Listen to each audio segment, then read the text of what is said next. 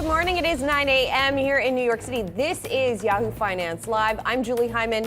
You'll see Brad Smith in just a bit. Here are three things that you need to know this morning. Stocks start a shortened week following a rally that sent the Nasdaq higher for an 8th straight week and left the S&P 500 near a 14-month high.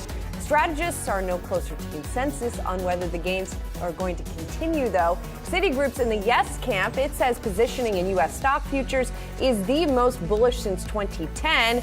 As usual, Morgan Stanley's Mike Wilson isn't buying it. He says stock bulls face a rude awakening.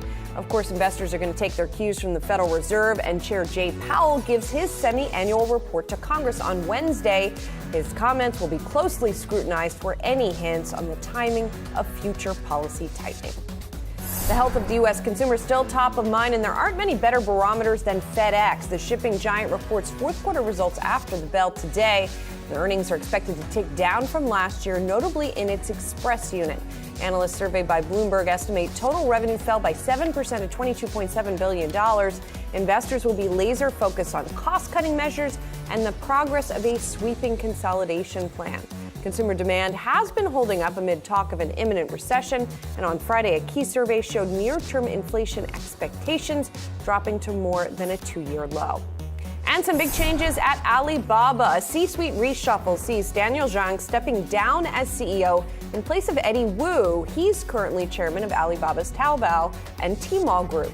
Zhang will now focus primarily on growth in the cloud division. Meantime, executive vice chairman Joseph Tsai, who is close to founder Jack Ma, he also owns the Brooklyn Nets, he's going to succeed Zhang as chairman of the company. Beijing's crackdown of China's tech sector started in late 2020 and saw over $1 trillion wiped from the country's biggest players. The e-commerce leader has embarked on a split into 6 business units in its biggest overhaul in 24 years. Well, I'm flying solo today, as you might have noticed. Brad Smith is leading our coverage from the Cannes Lions Festival. He's all across all the movers and shakers. Brian Sassi, Yahoo Finance here at Cannes Lions. It is a Yahoo/Yahoo Finance takeover. And Brad, I see all these multi-million-dollar and billionaire-owned yachts behind us. Don't they realize that the Fed met last week and did something on something? They were probably paying attention to it, but they're probably more concerned about who their customer is going to be next year. Because at this time, ladies and gentlemen, if you haven't known, and you're probably doing this yourself, you are picking and choosing which products or services you're spending into. And these companies represented here at Cannes Lions, the CEOs and CMOs that we're talking with here, they're the ones making the decision about what the message is going to be and how they're going to generate that revenue. Well, I'm spending money on drinks later. Brad Smith, Brian Sassi, out. No, that's a rough assignment. All right, the S&P 500's strong performance kicked into a bull market earlier this month, but experts are torn over whether the rally can last. In a new note, Morgan Stanley's Mike Wilson says he finds it hard to get on board with the excitement around the market. Wilson argues that fading fiscal support, lower liquidity, and slowing inflation will weigh on the rally in the months to come. He says stock bulls could be in for a rude awakening. Joining me now to weigh in is Steve Sosnick, Interactive Brokers Chief Strategist. He's going to be hanging with us for a bit here. Mike Wilson has been bearish for a while here. Yep. In this latest note, he sort of apparently questions whether his assumptions have been wrong and then says, no, they have not. And in fact, profits are going to decline this year. But then I mentioned also that Citigroup note where it says that positioning is bullish here for stocks. Yep. So how should investors be framing what we've been seeing recently? This is almost sort of, a hold your nose moment, because if you are, in Mike Wilson's camp, and I do understand his logic, we are still in a monetary tightening environment, and we are not seeing any help from the fiscal side. That in general is not great for equities. But I've been calling this the inertia market, and it's basically a body in motion tends to stay in motion until acted upon by an outside force. Whichever way it's going. Exactly. And right now, the inertia is up, and the Fed could have been a force that could have toppled the rally a little bit. At least in the short term, it has not. I use the term inertia as opposed to momentum. Momentum sounds better. Do you want to be running an inertia fund, or would you rather be running a momentum fund? But that's really what it is right now it's just got the trend, the rally has a life of its own, almost regardless, and so that makes it a very difficult environment to analyze, because you do have to worry about things like positioning as much as you do about the big macro factors. Well, and what does, I mean, to the point of the flows note from Citigroup, look, you obviously have a front row seat to a lot of flows, Yes. right? So what are you seeing on that front? We're seeing customers continuing to buy into the AI enthusiasm. You know, the most active stocks on our platform continue to be the ones you'd expect them to be. You know, Tesla, AMD, NVIDIA. You know, NVIDIA actually crept ahead of Tesla for a brief period there during the height of NVIDIA's parabolic move. But you know, they continue to be net buyers. They are a little more tactical. I think our customers tend to be a bit more, you know, trading oriented. But the names that are at the top of the list are the names you would expect, you know, along with things like TQQQ and you know hyper levered stuff. So let's take it then to the Fed, because obviously we're going to hear from Jay Powell on Wednesday. We're going to hear from other Fed speakers throughout the week, because there are a lot of them, right, that we're throwing into the mix. And so how does the inertia rally exist almost independently from the Fed, which would be weird, but I mean, I guess it does sort of happen sometimes. It is weird, and that's what I think makes it so baffling for so many people, and why you get such a wild divergence of opinions. Because, you know, a lot of us have been around long enough to remember the internet craze. You know, the AI enthusiasm borrows a lot from that. And the one thing I would remind people of is the internet was as earth-shattering, even actually probably I'll argue more so, than the wildest predictions even in the late 90s. On the other hand, most of the stocks that would have benefited from it are no longer here. And the ones that did benefit the most didn't exist then. So, you know, Meta, Google, we're not really part of that. We're not part of that process. Amazon is really the only one that's really thrived, and to a certain extent, Microsoft sort of is just, you know, too big to, you know, so big it existed through both. But other than that, you know, there was this big changeover. So right now, NVIDIA seems to be the king. Who knows if that's the case? And so that's really the AI issue. So in other words, what you're saying is AI is trumping the Fed right now. Absolutely. AI and FOMO. AI and FOMO are trumping the Fed. Is there anything that we could hear from, I mean, because as always, there was a lot of critiques of Jay Powell. Is there anything that he says that could get the market's attention anew? He would need to give a Jackson Hole type of speech, which I realized, you know, and it occurs to me, the Jackson Hole speech was given standing in the prairie talking into a camera. When he gets in a room with people, I think he's just innately, you know, he's just innately a decent guy, and so he doesn't want to be as confrontational when he has the moments with the press. And speaking of confrontational, you know, he'll be in a much more confrontational environment this week with Congress, with you know the champion bloviators, you know, in the questions. But I think it's his nature to be somewhat conciliatory. So he the Fed gave a tough statement. He started out tough, and then every little time, you know, for example, July being a live meeting, that to me means they're actively considering rate hikes, and I think that's what he wanted to portray. I think what the market heard was, oh, wait, there's a chance they're not going to do anything. So, you know, and so it's a whole combination of glass half full, and he leaves the door open for the glass half full all the time. And that's not a criticism, it's just him. I've called him Goldilocks in a suit, and that's really, I think, applies. Yeah, that's a funny way to describe it. But yes, it's true. He sort of couches a lot of his language. Exactly. All right, Steve, you're going to hang around, but we have to take a little overseas trip here. Yahoo Finance is taking over Cannes Lions this week. Our very own Brad Smith and Brian Sazzi are going to be sitting down with leaders in marketing, advertising, sports, and media, and they're joining us right now live from France. Oh, guys, I can almost feel the sunlight on my face just looking at you. Oh, it's bright out here, Julie, and we're having a great time. Brad Smith here with Brian Sazzi, and we are at the Yahoo Finance, at least pavilion right now, and Cannes Lions is going amazing, and it's about to get even more amazing for some of our viewers. We've got a very special guest. We've got the chairman of UTA, United Talent Agency, Paul Wachter, joining us here on set. Paul, great to see you. Great to be here. Paul, you're extremely well connected, as many of the profiles that come here are. This is a conference that typically talks about the best in entertainment, the best in advertising. For the conversations that you're having with some of the largest executives that have made their way to Cannes, what are you hearing from them? What is the pulse check or the vibe among some of those executives? Well, I think there's a lot of general confusion and concern about the global economy. I think that there's a lot of mixed signals out there.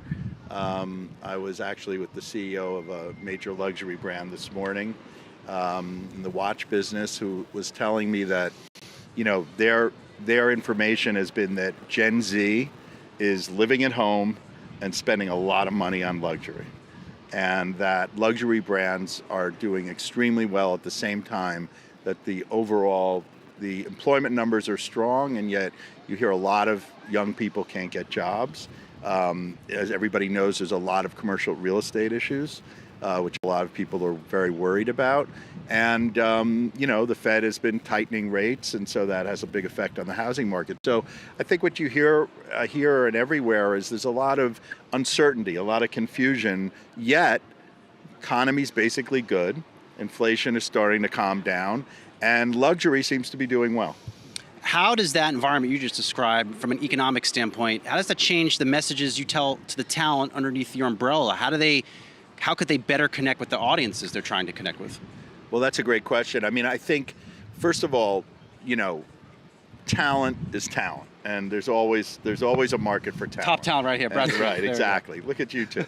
And the thing is that the bigger question for talent is what's going on in the streaming business and the streaming wars. And you have some articles that I've read recently where you see that what's been going on can't continue. The kind of spending that Netflix and Disney Plus, and you see all of them starting to pull back. Warner Brothers canceled some movies. Netflix is saying they're not going to spend as much money, but yet there's a tremendous amount of production. Now, in the middle of this, you have a writer's strike. So the writer's strike, you might have an actor's strike. You don't yet, but you might. And so the biggest concern, I think, for talent, at least Hollywood talent, would be how long does the writer's strike last? How bad is the pullback by the streaming companies in terms of how much they're willing to spend on content? On the other side of the coin, in the music business, where I spend a lot of my time, it's never been better. The live music business is off the charts. There's more tours than ever. Is that just because of recovery spending? Is that the experience spending that you're seeing among consumers? I think it's both. I think it's a COVID recovery where people couldn't really go to concerts for a while, but that's already over a year old. I think it's a lot of people haven't been out on tour, like Taylor Swift hasn't been out on, Drake is going out on tour, he hasn't been out on tour in a while. Big acts are going out on tour that haven't been out on tour in a while. But you also have the spending thing that we just talked about, and you have the sort of COVID pent-up demand. And I think you just have a real desire by this generation to go see live entertainment, and live music is great entertainment. Paul, our newsroom would love for me to dive deeper into Taylor Swift. I'm not going to give them what they want. I'm going to focus on LeBron James. This is someone you've worked with for a very long time. You're a key player in his various lines of business. As he nears retirement, what does the next decade look like for him? Well, I think LeBron has been very public, saying that he wants to own a team, and that's something that we're thinking about, working on, and it's been fairly public, and so, there might be some expansion franchises awarded. We're working on that. You know that LeBron is very affiliated and an owner of the Fenway Sports Group, and as am I, and we think they're a great management team. We own a baseball team, obviously, the Red Sox, Liverpool, the Pittsburgh Penguins, a NASCAR team, and an NBA team would be a natural addition, and having LeBron as part of the family would obviously make it even 100 times better. So I think that's one thing. LeBron and Maverick and I have engaged in a lot of business ventures. I would expect that to continue. Does he want to be a majority owner, or is it something like what Michael Jordan Well, I think did? In the way, again, I don't want to say the rules and be wrong, but I think there's one person who's the governor of a team, doesn't have to necessarily be the biggest owner, but has to have at least a minimum amount of ownership. I don't mean minimal, I mean minimum, meaning I don't know what percent it is, but you have to be a serious owner but you don't necessarily have to own 70% of the team. You could still be the governor, which is the person who's sort of appointed to speak. Most sports have some kind of a rule like that there's one person who's kind of, they don't want they don't want a committee. The leagues don't want a committee. So that's what I mean. And I think, though, LeBron is always interested in business. We have a tequila company that I started with him and Maverick, Lobos, which is doing great. But more importantly than it's doing great, he absolutely loves it. Right. You know, we had someone made us an offer to buy the company after about a year, and LeBron looked at me and was like, why? How much was it worth at that point? This is too much fun. Whatever, doesn't matter. It was worth a lot of money, but the point was, he was like, this is fun. Let's do it for longer. Maybe we'll sell one day, or we'll sell part of it one day. But the point is that he enjoyed it, and that we had fun with it, developing the tequila. We have a partner, Diego Osorio, Spanish guy who's done a great job with the bottle and with the tequilas and the flavors. LeBron loves it. He's been involved in everything. And so he enjoys that kind of stuff. He was involved with Blaze Pizza. You know, we've had many things along the way. Obviously, Spring Hill, which is their production company, which Mav runs, but obviously LeBron's very involved.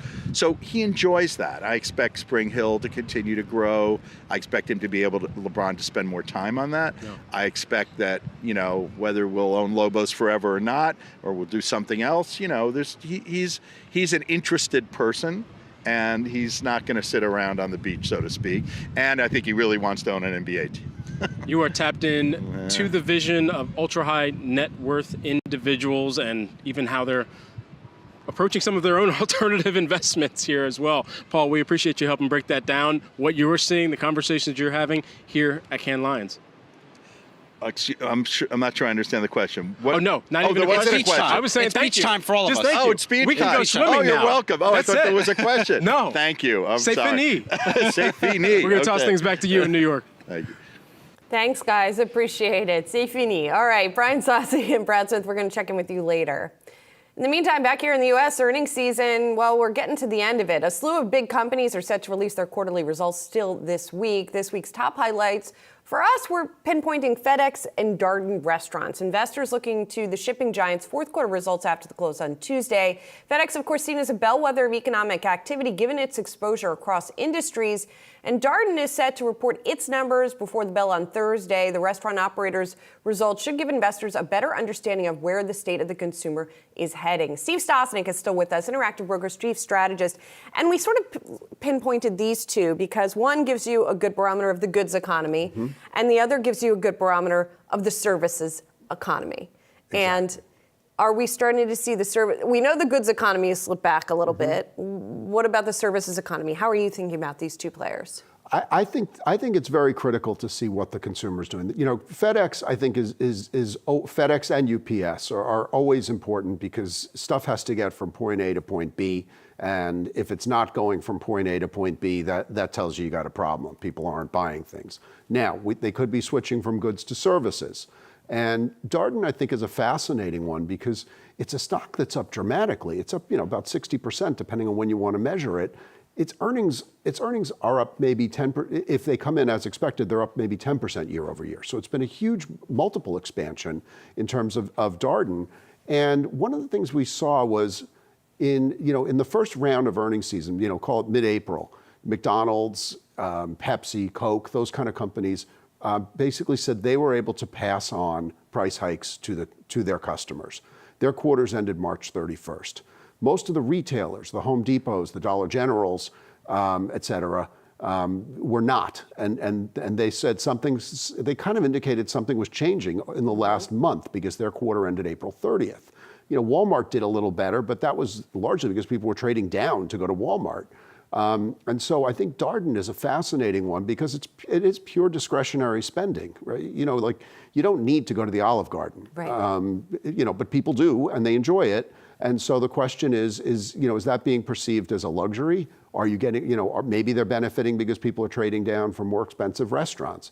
And I think it'll be pretty interesting to hear what they have to say and how their quarter comes in. Yeah, and to take it back to the Fed for a minute, I was looking at some interesting chart work from Torsten Slok over at Apollo, And he was looking at the effect, the transmission mechanism, as we like to call it, from the Fed interest rate increases to different types of consumer spending. So first he was looking at services spending, right? And he talked about that you really do see a lag effect in particular in past hiking cycles. There's the response of consumer spending to services, right, during the past hiking cycles. And he compared that to what we have seen from goods spending, and that it is a much quicker sort of slackening of goods spending. So it seems like, as much as people like to say this time is different, blah, blah, blah, with different things, you know, maybe to your point, even as much as little as a month in the reporting cycle for these companies is going to make a difference. It's very possible. And the other thing that's interesting is, you know, consumer sentiment fell off the cliff sort of in April, but then it rebounded in the last couple of reports.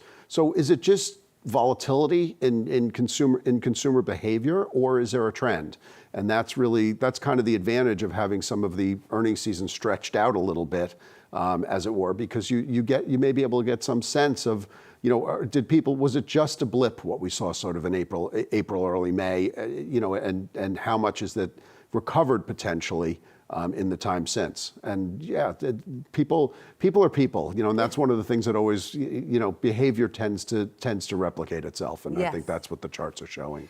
And then again, to go back to the positioning question, right, and how people on your platform are positioning themselves ahead of earnings like this, I guess I would frame it as the sort of broadening question. In other words, are you seeing interest in some of these other names, proxies for consumer spending, et cetera, beyond the sort of inertia or momentum plays, whatever you want to call them? Well, we did start to see some real broadening into Russell 2000 names and stuff like that, but that's actually, you know, missing a tier, right? Because, you know, you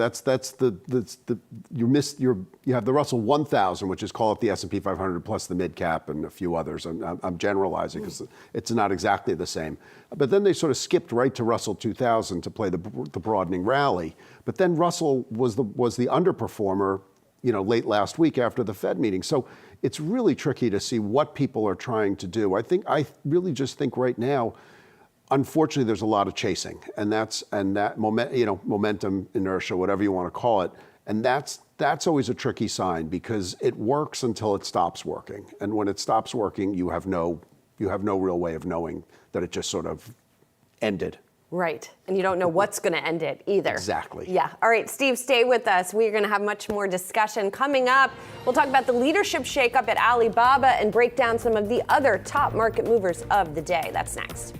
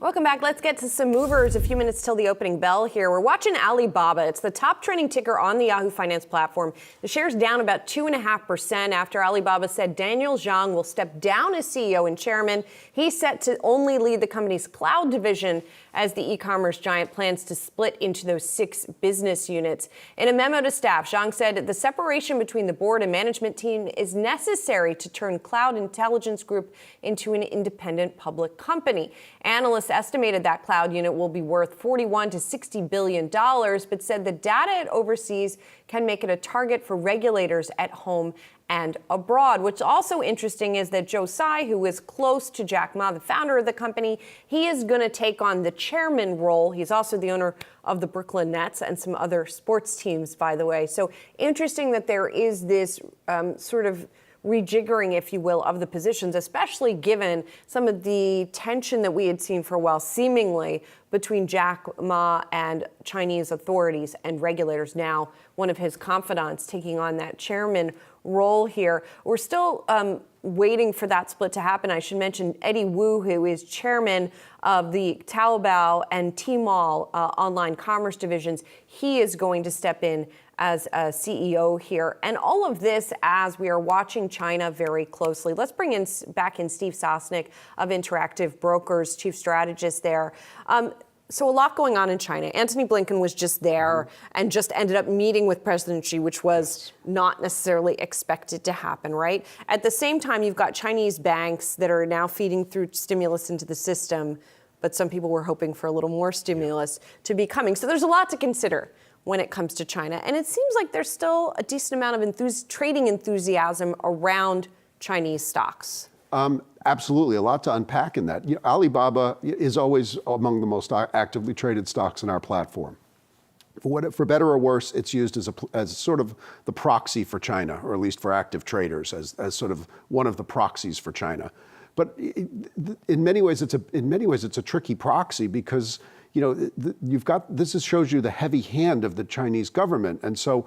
Normally, it's a great thing, not a great thing, but usually a good thing when companies that are conglomerates that have really big operating divisions break up into smaller units. You, in theory, unlock the value of each unit, and it should be additive. But interestingly, today, when the rubber hit the road, it was originally a positive, and then the stock fell overnight. And this is just, it's hard to unpack where the government's hand lies versus where the private market is. And so that's what makes it so tricky. As a net fan, I have to wonder whether this will affect the free agent market. Will Joe Tsai be spending money now? But then, you look at China overall, and it's been kind of a disappointment because I think we were really expecting this big snapback of China, being this, next, cylinder really coming to fore on the world economy, and it hasn't. And to some extent, they're almost like pushing on a string a little bit because the steps that they've made to reinvigorate the economy are tepid, and I think it's more defensive in many ways because I think there's still a lot of bad debt and bad real estate hanging out there, and I think they're trying to tread very, very carefully, which they're entitled to do what they're going to do. Certainly, they're not going to listen to me or realistically anybody else. But it's not. But from a market point of view, halfway around the world, it's a bit disappointing relative to the expectations. Think about how much enthusiasm there was about China reopening. Yes. And now it's just sort of, okay, they're open. Yes, most definitely. The China reopening is not necessarily all it was cracked up to be, for sure. We've got the opening bell here in the United States, so let's do a quick check on what we're seeing here as we get underway on this holiday-shortened trading week, right? Tuesday morning, which we always have to remind ourselves to say.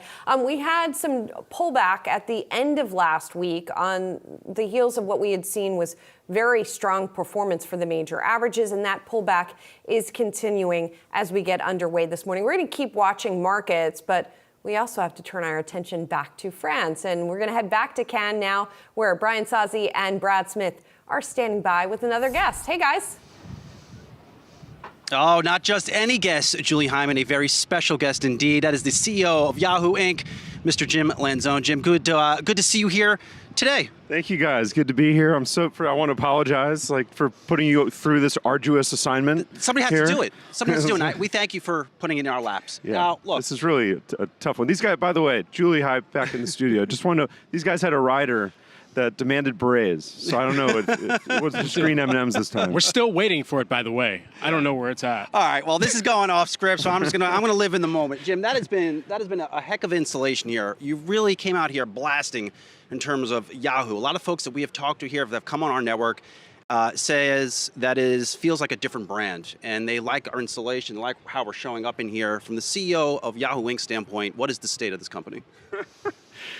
Well, it's going very well, Brian, as you know from all of our internal all hands. No, we're doing great, and this is I think a Yahoo tradition, having this beach set up, going back well over a decade here in Cannes, and it's always a great week to come out here and meet our advertising partners. I have meetings all week with the heads of all the ad agencies and holding companies that we do business with, and you do go a long way to have those meetings, but it is amazing to have everybody in one place. A lot of stuff does get done. It's not just the people swimming in the background, which also gets done.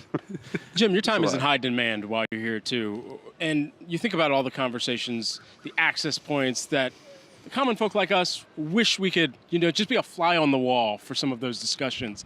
Take us into just what the executives that are here are saying more broadly about the state of their business and how they're navigating through this time.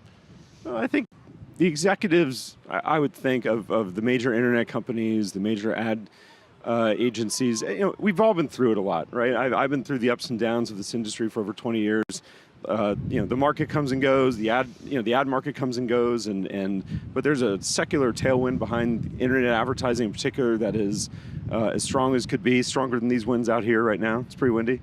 And that's what you hear. Everybody wants to know, what's the state of that market are things going to come back, storming back? I'd say, look, things are pretty stable. I think that's the sentiment here. People fear a really tough 2023. It's not the fastest growing year ever, but things are pretty stable in the industry. And I think a lot of business is getting done here. Really especially a lot of what happens in those rooms is just comparing notes, saying, hey, there's more we can do together. That's been a huge number of meetings I've had have been, what more can we do together? And those, look, you have those meetings at home too, but that certainly is the business that gets done in Cannes. Jim, really every day, I would say, let's say over the past 2 months on the Yahoo Finance platform, AI stocks, it's hot, they're buzzy, the stock prices are going up, really big earnings calls. Does this environment feel like the late 90s to you as someone who managed through that period, and what could happen next? I think it did originally, and I'll say as somebody who attended a lot of AI conferences late last year, early this year, I live mostly in San Francisco. You did have a feeling. I definitely felt it. It felt I was there for the late 90s. That early 2000s Web 2.0 period, it had that feeling to me in San Francisco again. And a lot of investment has come into AI companies. You've seen the stock market, and as you guys cover, there's the foundational stocks have done really, really well. I'd say there's been another side to it, which is now that we're past kind of that initial rush, people have been trying to figure out where it really is going to have the biggest impact. For me, as a product person, running a bunch of the biggest products on the internet, for us, it's much more practical, right? For us, it's what is the integration of AI into everything? It's going to be in Yahoo Finance, right? Helping people research stocks. We just launched in beta, we launched AI into Yahoo Mail. So it's helping you compose mail, use natural language to search mail, and organize your inbox. Much more practical applications for this stuff. There's been thousands of different companies at the application layer, and people are wondering, which of those is going to actually be successful and which is not. I think next year at this time, if we don't send you to the North Pole, we send you here instead. We'll, I think we'll still be talking about it, but things will have settled down by then. When we think about the evolution of Yahoo, I remember when it was a publicly traded company. I was still working at the Nasdaq. I had the bell ceremony taking place. I would go over, clap and cheer for you guys. That was awesome. And it's different now, as there's not that quarterly cadence and arduous task that some companies have of needing to report on a quarterly basis and giving these disclosures. So for those who don't have that line of sight into how well Yahoo is doing, what would you say about the performance of the business? Yeah, well, I'd say two things. One is we were spun out of Verizon, both Yahoo and AOL, with the name Yahoo in September of 2021, which is when I joined as CEO. And so two things. One is financially, the company's doing very, very well. It's one of the fastest returning deals in the history of Apollo, which is the world's biggest PE firm. So we've, from that basis, we have a solid support line, and then we have a very strong balance sheet. It's a very profitable company. It's been around 28 plus years, and so we don't have, not only are we not public and have kind of those quarterly pressures, even though we do report quarterly to our board, so we do have the rigor of that. We're able to invest and get this company on the right track for what I think in the future we could be public again. The other side is the user side, right? We're one of the biggest consumer internet companies on the planet, and really having a new era of innovation and strengthening the foundation for all of our major consumer properties, Yahoo Finance, Yahoo Sports, Yahoo Mail, Search, News. We're still number one or number two in the majority of those categories, and really strengthening those for the next 25 years. What is Yahoo going to be in 2050 is absolutely where our head's at.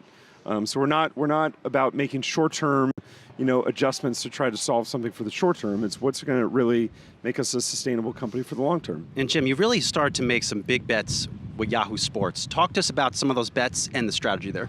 Yeah, it's similar to last year when Toppin came in as the president of Yahoo Finance. We just announced Ryan Spoon, who used to run ESPN.com, it was announced last week as the new president of Yahoo Sports. He'll start next Monday.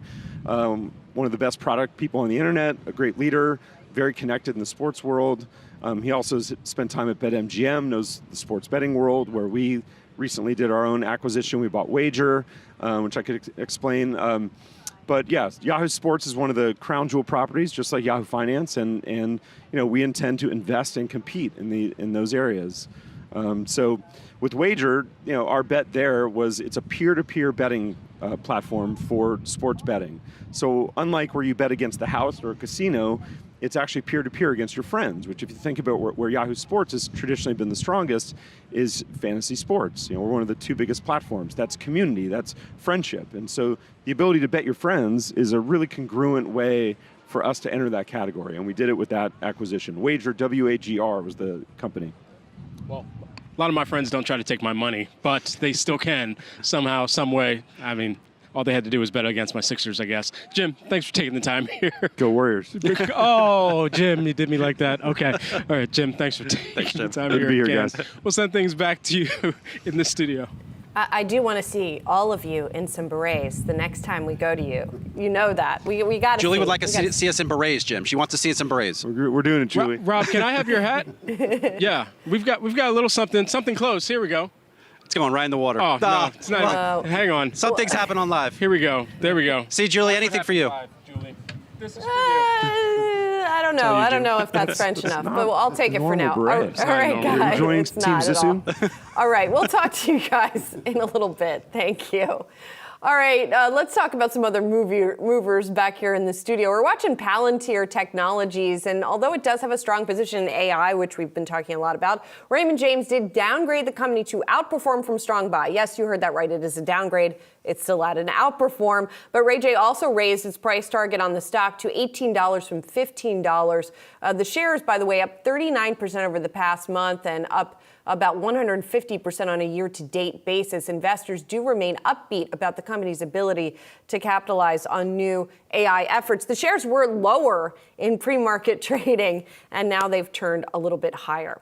Let's broaden out the AI discussion, though. Is the AI bubble set to burst, or is the hype spreading even overseas? In today's morning brief, Yahoo Finance's Brian Sazi writes from Cannes, where he tackles the AI hype and its travel there. Snapchat, Meta, Pinterest, among a handful of companies who are showcasing their latest AI projects. And most of the panels there at the Lions conference will cover the tech and how it will shape the advertising industry. But how many of the discussions and new products will actually bear real fruit? How many are just riding the hype train? Musician and investor will.i.am sat down with Brad Smith and Brian Sazi to discuss AI's impact in creative industries and beyond. Well, there's a lot of folks in the world that don't know generative AI yet, so we can't just sit and feel as if it's arrived for us. As us meaning everyone.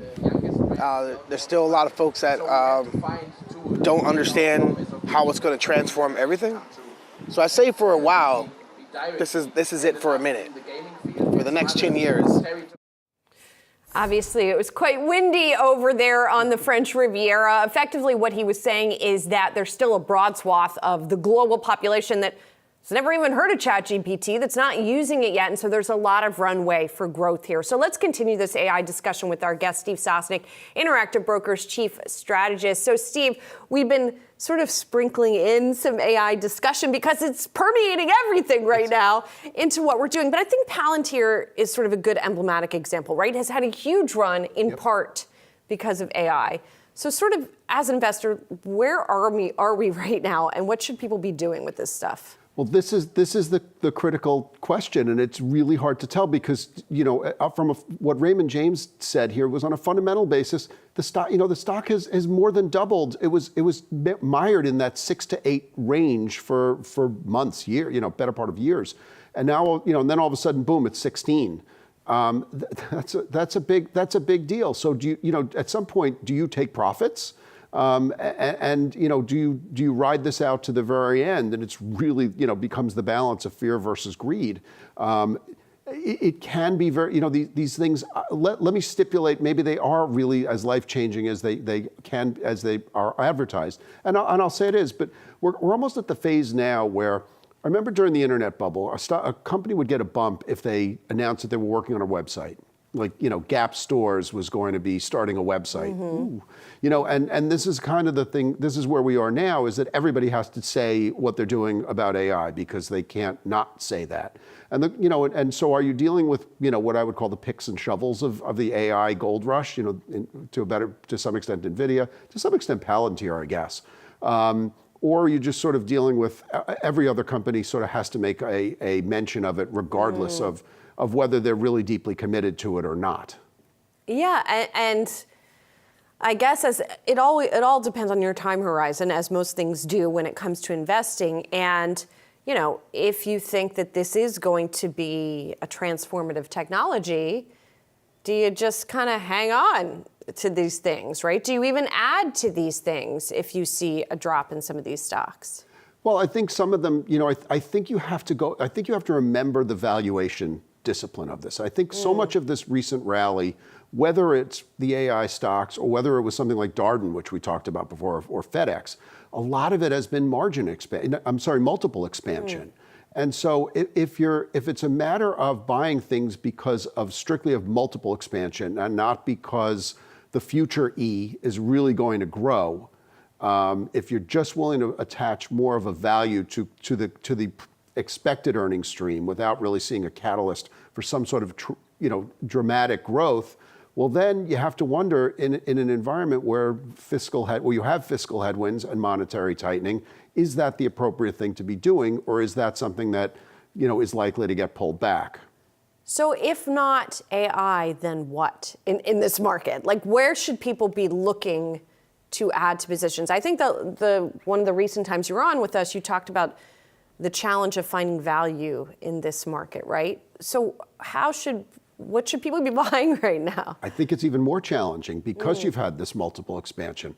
I think keep an eye on dividends. Ultimately, But that's so boring, It Steve. is boring. It is boring. AI is exciting. It's fun. Yeah. Will.i.am is not going to come on air. He's not going to talk about dividends? He's not going to talk about utility stocks or dividends. No, that's not interesting.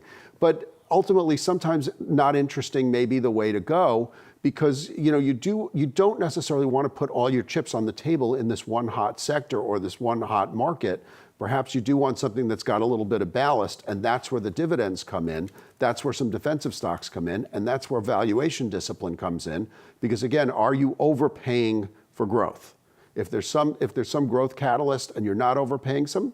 So someone was asking me recently about Alphabet and Meta and some of these stocks, and their PEG ratios, the PE divided by the anticipated growth, is a little over 1.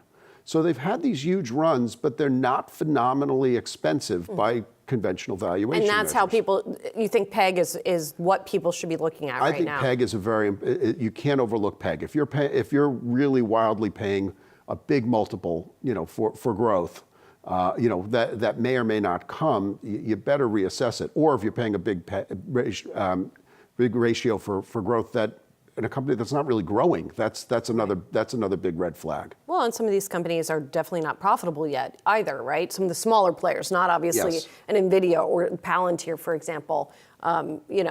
You're looking at different metrics for some of the little guys. And you should be thinking about them differently. There's nothing wrong with investing in those companies by any means, but you have to be selective, and you have to recognize that in some cases it could work wildly well for you. In others, you're going to look at you can look back at them in a few years. Why did I invest in this? It's done nothing, and so you don't know, and that's okay. Stock. If you're investing in stocks, by definition, you should be optimistic. People who invest in bonds are generally pessimistic or at least at best neutral on things. But if you're investing in equities, you should have an optimistic viewpoint because you're investing in the future of growth, of earnings, of expansion. But that doesn't mean it works out for everyone all the time. Right. Unbridled, optimism is good. Unbridled optimism, it can be risky, and so it's okay. It's okay to take risks as long as you understand that you're risking stuff that is sort of the risky part of your portfolio, not not the stuff you need to pay your rent in a couple months. Yeah, that makes sense. All right, we got one more mover that I want to point out, and that's Nike. We're watching those shares after Morgan Stanley. You can see the shares are down 2%. Morgan Stanley analyst said near-term inventory challenges could potentially make the sportswear giant go below 2024 consensus expectations. Analysts also noting the recent North American and Europe sportswear checks suggest that the demand for these mass products in this category has seen a slowdown. So interesting here that we are seeing this. By the way, Nike is one of these other ones that is not on the same calendar that most other companies are on. It is set to report its numbers on June 29th. So again, has a different quarter here. Steve Stosnik still with us of Interactive Brokers. We talked a little bit about consumer goods already, but I do want to touch on Nike because it is such a giant here, and it is interesting how much trouble the goods producers have had to get their inventories right. Yep. Seemingly, many of them have, but Nike, is such a big company. I guess it's tricky to do. It's also a fashion company, and fashion companies have you have this added difficulty in terms of getting your inventory right, because you not only have to figure out how many widgets you have in your warehouse, you have to figure out if those are the widgets that people want to be buying right now. And sneakers, people definitely, in an era where most people have jobs, where income is good, that's going to be one of the things people are going to spend their money on. I got to admit, I'm not enough of a sneakerhead to tell you which are the best fashion choices right now. I would hope that someone at Nike can, but every fashion company has a bad year, from time to time. They guess the trends wrong, and so the question is, have people moved to other footwear brands and away from Nike, or are they just not buying sneakers? Or do they just say, I got enough dunks. Yep. I'm taking a break, right? Maybe I'm spending on that flight to Europe instead, and I'm going to wear the shoes I already had versus buying new ones for the trip, I guess, is part of it. I was just double checking on when the period ended here, and indeed, it was the end of May that we saw the end of Nike's quarter. So as you mentioned, you might see some changing dynamics here because of that, the timing differences. Absolutely. So are customers not spending, or are they not spending on Nike? They may or may not be super forthcoming. How do we figure that out? I think you have to see what happens when other footwear manufacturers come out. You have to hear from some of the retailers. What is Finish Line saying? That kind of thing. You have to put the whole puzzle together. But that's really the challenge, though, when you're dealing with anything that involves, I'm going to say, it's fashion. Nike is fashion. You just don't know. That's been the problem of people in the garment business, for time immemorore. Yes. Aren't you in the garment? Don't you come from a garment business family? Do I remember that correctly? Yeah, somewhat. Not specifically, but none of my immediate family were garmentos, as it were. Garmentos. And who knows? Maybe Nike numbers could come out and they could show strength, and that people are actually buying their shoes. We'll find out. Absolutely. In a little more than a week. Steve, absolutely. Thank you so much for being with us. Appreciate it. Coming up, the S&P's bull rally could be getting hotter. Find out why next.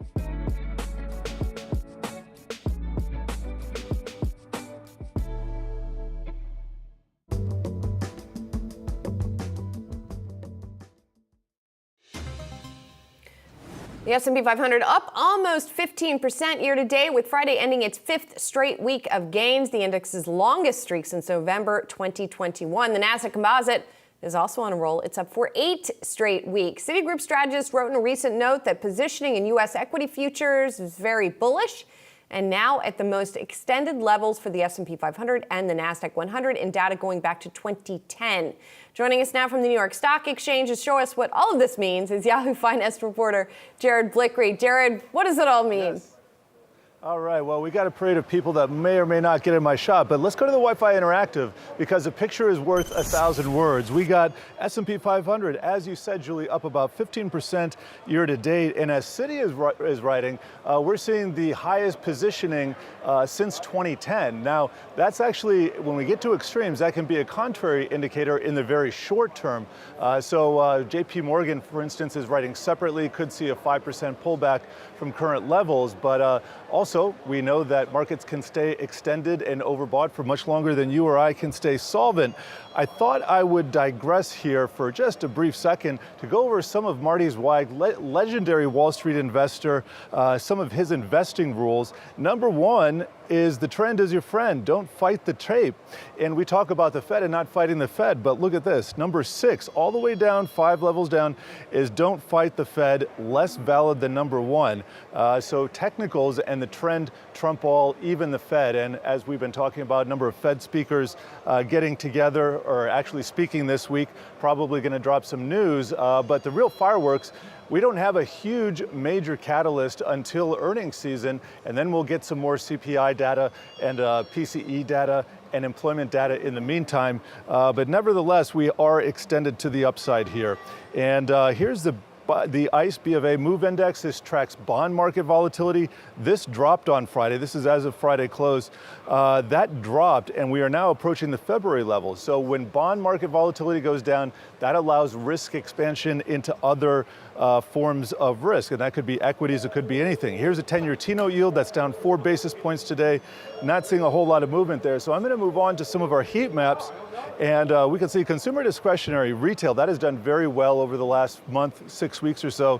That is up, but nothing else really in the green today. Energy, real estate, materials, all taking it to the downside, off about 1 or 2%. Finally, here's the Nasdaq 100. We are seeing some weakness in Chinese shares. Has to do with expectations regarding that rate cut that just happened, but investors looking for a little bit more on that front. But Chinese equities definitely trading much differently than U.S. equities this year. Indeed. Thanks so much, Jared. Appreciate it. Back with us now is Steve Sosnick, Interactive Brokers Chief Strategist. And I want to pick up on something that Jared was just talking about, right? The whole notion of don't fight the Fed, but also the trend is your friend sort of trumps that. And it goes back to something as well that you wrote about earlier in this year and that we talked a lot about is, were the bond market and equity market sending different messages given their perception of the Fed and economic growth? Is that still the case? Have they gotten sort of together a little bit more on what the message is? I think to some extent, yes, which is I think why you've seen the Move Index come off a little bit. On the other hand, I would still say that we're looking at a big inversion in interest rates, where short-term rates being higher than longer-term rates. That is typically a relatively foolproof recession indicator. Now, if you look at stocks, they're not really thinking about recession. We're just sort of figure soft landing, no landing. Now, or are they already looking past the recession? If it's a very modest recession, you can do that, right? Because we figure maybe if something happens, in 3 months, well, we'll be fine in 6 months. Interestingly, the short-term fixed income, the Fed funds futures, were pricing in rate cuts until the Fed meeting. They eliminated that, which in my mind all along was the bond market was sending a wildly different message. The bond market is saying we're gonna be in such a dire recession that the Fed is going to need to cut rates, because there was no plausible reason for the Fed to start cutting rates barring a recession. Now, so to some extent, the Fed funds rate is maybe taking the Fed more at its word, but it doesn't take the idea of recession off the table, and that's why you still see this inversion. And so stocks are still, expressing the enthusiasm that we've seen, and rule number 1, don't fight the tape, really is the case. And I probably should have led with that, because I more or less have said around it the whole time. And what do you think is going to happen? Or is what we all think irrelevant in the face of the rally that we have been seeing? Well, interestingly, the last time one of the other statistics that just was shown was that this was the longest extended, longest streak of weekly winning streaks on the S&P 500 since November 2021. That was pretty much the end for S&Ps. We topped out, we did tick higher on the first trading day of 2022, and then down we went. History doesn't necessarily repeat. But also this week we had triple which Friday was kind of a dud. And I know you talked about it, but it didn't really matter. But that was that in many ways was a big turbocharger for the rally that we saw leading up to that point, because so much of the activity we've seen are people pyramiding options. And we hear about the zero dated options. Those are really only indices and large ETFs. Big stocks are still weekly expirations, and smaller stocks are still monthly. And so there was positioning ahead of the expirations on last Friday. Absolutely, and each, with the nature of options, I'm not going to get into options math in the time we have here, but basically, if you have enough people jumping in on one side of the trade, it's sort of options speculation is sort of odd in the sense that it can become self-fulfilling if enough people do it. I guess like any speculation, but very specifically, it's sort of an indirect transmission method, and I think that's why that definitely was a contributing factor to the rallies we saw. And now, along with the futures positioning, which Citi noted is very bullish, which can be contrarian, we're also seeing skew flatten, meaning that people are not particularly worried about the downside and really want to participate on the upside, meaning above market call volatility versus below market put volatility is really compressed. Not a lot of risk aversion. Those are usually not great signs, but timing that is so difficult. And so that's why I'm saying don't necessarily fight the rally, but you may want to sort of hedge the rally or get a little more defensive about the rally. Okay. Steve Sosnick, thanks that you hung out with me for a full hour. Love it. Me Such too. a treat. Thank you so much. Steve Sosnick, Interactive Brokers Chief Strategist. Appreciate it. Well, Yahoo Finance's Brad Smith and Brian Sozzi are going to be back live from Cannes Lion, this is scrambling my French-speaking brain, how to say this. In any case, they're going to have several key interviews in English on tap that you won't want to miss. Coming up today, Brad and Brian are going to speak with will.i.am on the future of AI. Plus, stay tuned for their conversation with the founders of Heartbeat Ventures, Kevin Hart, and CEO Ty Randolph. That's coming in the next hour. And then later on today, we'll share their interview with Coca-Cola's Global Chief Marketing Officer. All of that and more is coming up all week long. And coming up from us next, from more earnings to Fed speak, we're going to break down what you need to be watching this week.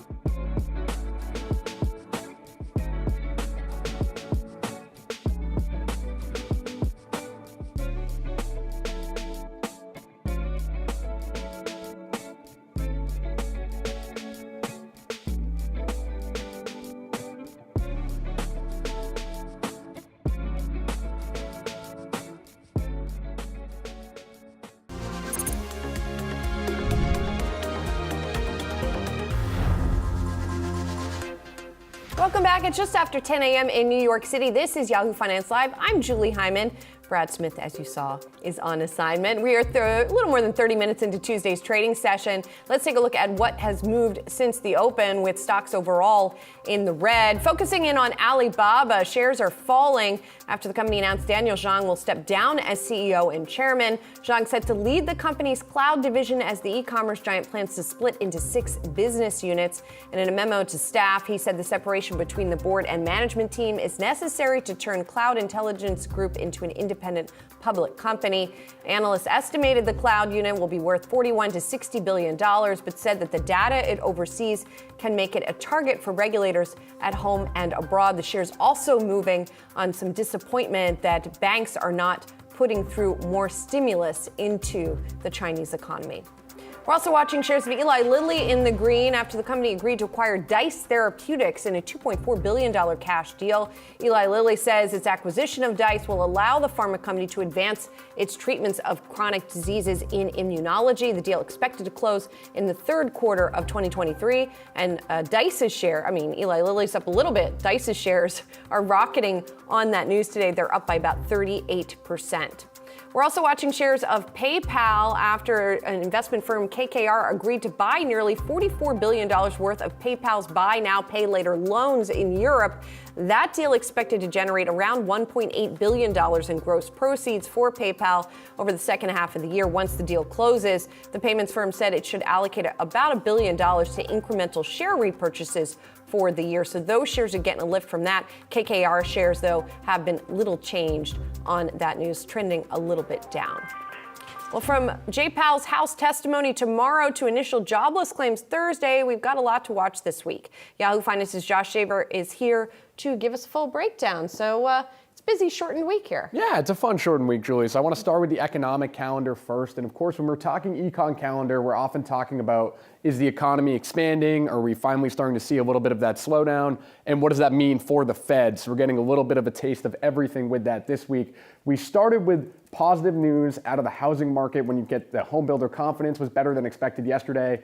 Housing starts, a giant beat on that this morning. So we've seen positive news for housing. And then the question is always again, what does this expansion mean in terms of the Fed? And we're going to hear a little bit more from Federal Reserve Chair Jay Powell this week. He is testifying in front of the Senate Banking Committee. That's one of his semi-annual testimonies there, and he'll be there on Wednesday and Thursday. So interesting to see what he sees there. And then I'm really focusing on Friday here too with what we see from the S&P Global PMIs. This hit a 13-month high last month. It's been constantly expanding, so it'll be interesting to see if we get a read continuously above 50. Anything above 50 is considered the economic expansion. Focusing now in on the corporate calendar and what we have for earnings this week, really highlighted by FedEx. FedEx is Tuesday after the bell. You can see some other sprinkled earnings here. CarMax could be interesting to see what we see from the auto industry on Friday. But you really want to watch FedEx after the bell today. We've talked a lot before about how that's considered to be a relative bellwether for the economy. You remember back to FedEx's stock and how it's reacted over the last year. FedEx warned back in September that we were going to see that global recession, and they cut their guidance. It was sort of the start, the real kickoff in some ways of that big recession talk that we've had coming into the year. But now we've seen that recession talk sort of slow down. So curious what we see from FedEx this year. Of course, Julie, we could always debate whether FedEx should still be a bellwether stock, and maybe there are some other names you could throw in there, but usually a favorite for people to watch. Yeah, and as I talked about earlier in the show, Darden's going to be an interesting one too, to see if people are still going out to eat as much, if they're pushing back against price increases at all. So still going to be a busy week. Thanks. Yeah. Appreciate it. Well, the Federal Reserve has paused its 15-month-long rate hike campaign last week, but Fed officials are expected to maybe raise rates again this year to tame stubborn inflation. Powell's so-called hawkish pause has investors struggling to interpret if the Fed is indeed staying on course or sending mixed messages. Let's bring in Matthew Lazzetti, Deutsche Bank Securities Chief U.S. Economist, to weigh in. We've got a lot of Fed speak this week. We've got Jay Powell himself speaking. What do you think the sort of message management is going to be? Yeah, I think the message that we got from Chair Powell last week was pretty clear. It was pretty clear. I think it was pretty clear that, look, they are not raising rates at the June meeting. The reason that they are doing so is they're waiting for the lagged effects of monetary policy. And they're also trying to see whether or not the banking sector is tightening credit conditions as we look ahead. I think the second aspect of the clarity there was it was a skip or a temporary kind of pause in the hiking cycle, but that they do expect to raise rates again. We expect that they raise rates again in July, and their dot plot was even more hawkish than that, showed 50 basis points. I think where kind of the ambiguity came in was, why are they pausing at the moment if they think they need to do at least 50 basis points more in rate hikes? And I expect that Chair Powell will get questions on that this week. Why do you think they did? Yeah, I think you have a committee that is very diverse, is seeing different things, is seeing risk skewed on each direction. But I think the reality is, look, they've raised rates by 500 basis points since last March. They've undertaken the strongest or most aggressive unwind of their balance sheet. Over the past several months, they've seen several major banks in the U.S. go down, and they think that that's going to be a tightener of credit conditions. And so they think that they have some time to be able to assess these things as they go along here. At the same time, it's very clear they marked up their inflation forecast by 30 basis points. They expect core PC to be at 4% at the end of this year. So I think they're also sending a clear signal that there's still work to do. Do you think that the Fed is even allowed enough time for the interest rate increases to make their way through the economy? In other words, are we really going to have that much more information in July than we have right now? Yeah, I think Chair Powell was asked exactly about that. Right. We're only going to get from a major data release, we're going to get another jobs report, another CPI report. And he was asked, is that enough really to change your view for July?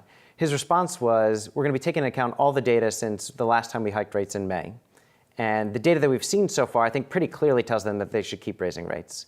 And so the bar for a July hike, I don't think is all that elevated. I think it's that they really only need to see the data kind of remaining as it is. We got very strong housing data over the past 2 days.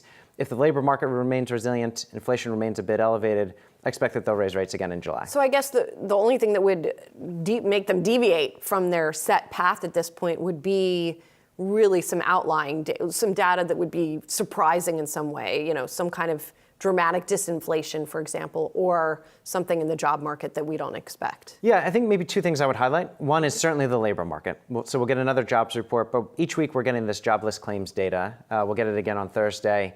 And it's been notable that initial jobless claims have been rising pretty materially. They're very clearly above 2019 levels. So far, it hasn't creeped into continuing jobless claims, so that's something to watch over the coming weeks. And then it's the banking sector. Are we seeing any stresses that are still there? We'll get reports from the banking sector over July.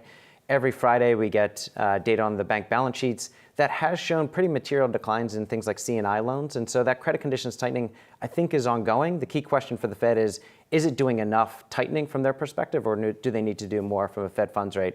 I think they'll need to do more, but only one more in July. Matt, you guys at Deutsche were early on the recession call. Where are you now? Because as the sort of conventional wisdom has shifted from the recession is imminent to this is a recession that we've been calling for a while now and has not yet arrived. Have you guys shifted your thinking on this at all?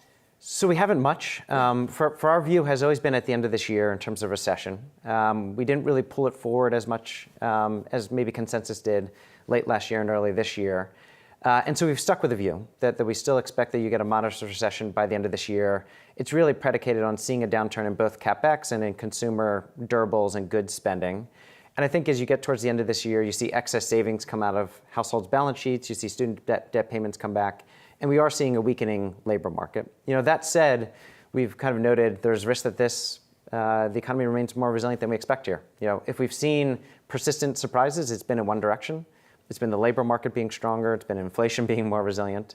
And so if I view kind of the risk to our view, it's that the recession certainly does take longer to materialize, and that the Fed may have to do more than what we've built into our forecast.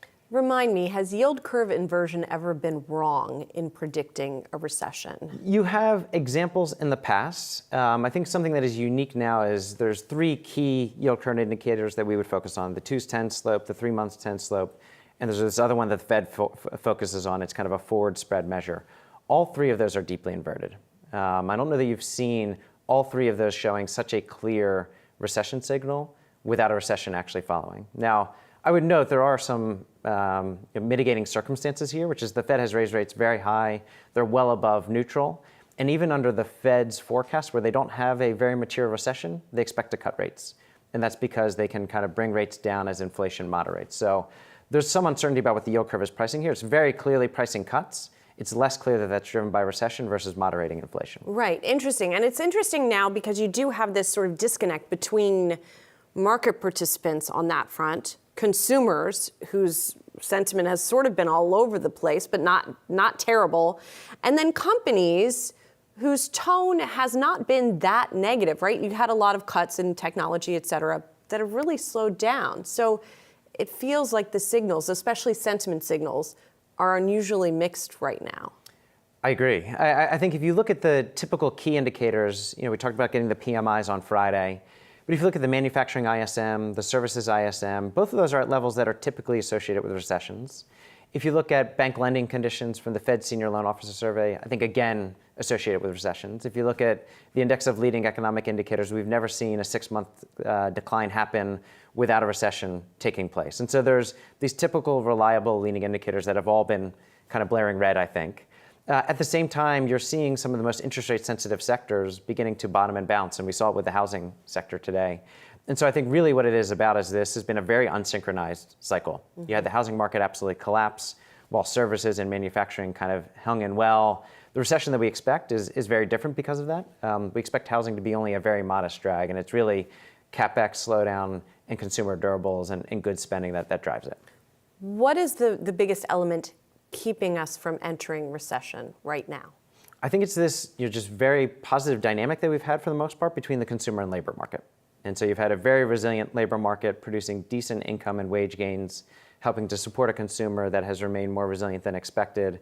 And above that, you've had that excess savings has been a really important driver of that as well. I think you've seen some early cracks beginning to show in that. If you look at delinquency rates on auto loans or credit card loans, those have been very clearly on the rise. If you look at retail sales surprised the upside last week, but real retail sales on 3-6 months basis, they have been declining. Consumer sentiment is actually, on the metrics that we would look at, kind of recessionary. It bounced a little bit, but it unwound the decline that you had seen due to the debt ceiling. So all these things I think are still showing that the economy is slowing as we look ahead. The question is, can you kind of thread the needle and slow enough without inducing a recession for the Fed, or do we kind of go over the cusp from a recession perspective? Our view is still that we tip over and see a moderate recession. Okay, moderate, the key word, and the hopeful word here, I guess, if we're talking about a recession. Matt, thank you so much. Good to see you. Matthew Luzetti is Deutsche Bank Securities Chief U.S. Economist. Appreciate it.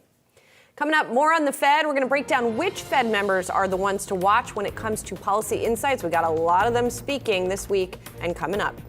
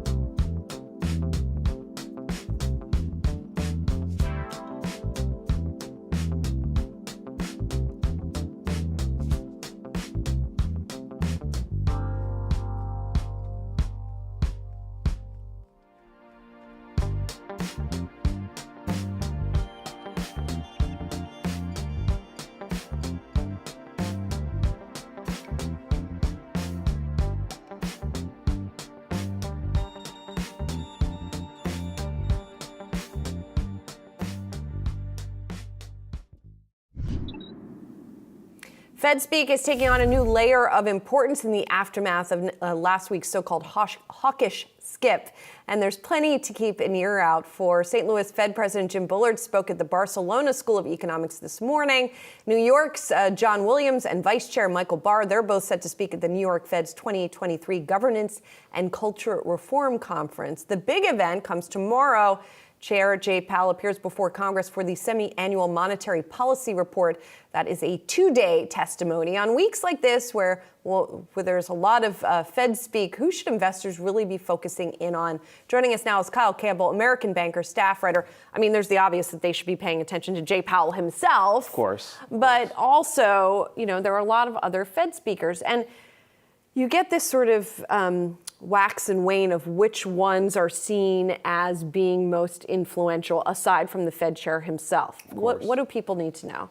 Well, John Williams, as you said, is going to be speaking today, not necessarily about the economy per se, but he always makes a point to sprinkle in something about sort of a macro outlook. And he's been in the Fed system for a long time, previously ran the San Francisco Fed, and now he's with the New York Fed, which is a particularly important cog in the Fed machine because they're handling a lot of the actual actions that the implementation of monetary policy. So he's going to be sort of seeing how those are, he might get some of the earliest reads of how that's playing out. So you have to listen to him.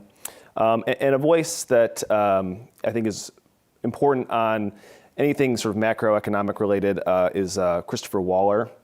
Now, he's only been on the Fed since 2020, but with the way the Fed Board of Governors works, there's always some level of turnover.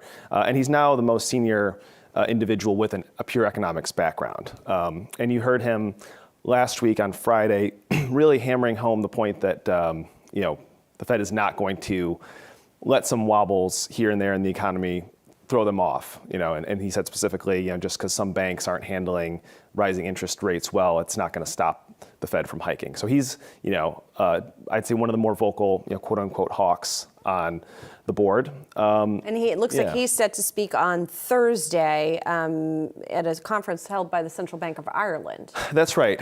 He'll be giving some brief remarks, and I would anticipate that those are going to be similarly hawkish. Gotcha. Yeah. So those are some of them. I don't see Bostic on the calendar, and he has been pinpointed by some as one of these voices that people should be listening to. Sure, yeah. He's certainly someone who speaks quite a bit. He's not on the FOMC, which means he doesn't. He's not a voting member. He's not a voting member this time around. He's back on in 2024. But of course, he's in the room. He's someone who is participating in the summary of economic projections. So he's someone to listen to, certainly. And he's been in the news lately for some other things as well. Something I reported on last week was some issues with his disclosures around personal finances. Yes, which is not the first time that has happened. That's right. For him. I do want to circle back around to Powell, though, because obviously there are all these voices, but he is the most important voice. After the press conference last week, what do we expect from him? What do we expect members of Congress to really zero in on? Yes. So they're going to be sort of hammering home on this question of, why pause if you're projecting at least one more raise, if not two? And that idea of perhaps two more raises comes from that summary of economic projections. So he's going to have to explain that a little bit more. And he's also going to have to do some convincing to the markets that, that they actually are going to be aggressive. I think there's some skepticism that the economy is going to go on the course that the Fed is projecting. I think some are expecting things to slow down much quicker than the Fed has indicated, and therefore maybe there will only be one more hike or perhaps none. And this is actually, this skip is going to be a sort of a long jump to whatever is next.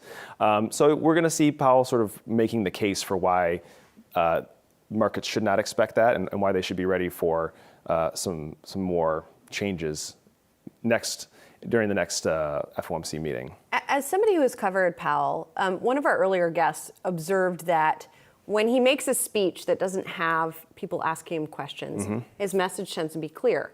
When he's in a room with journalists, for example, who start asking him questions, he is by nature, according to Steve Sosnick, who of Interactive Brokers, who we talked to earlier, sort of conciliatory, or at least doesn't want to be rude, perhaps.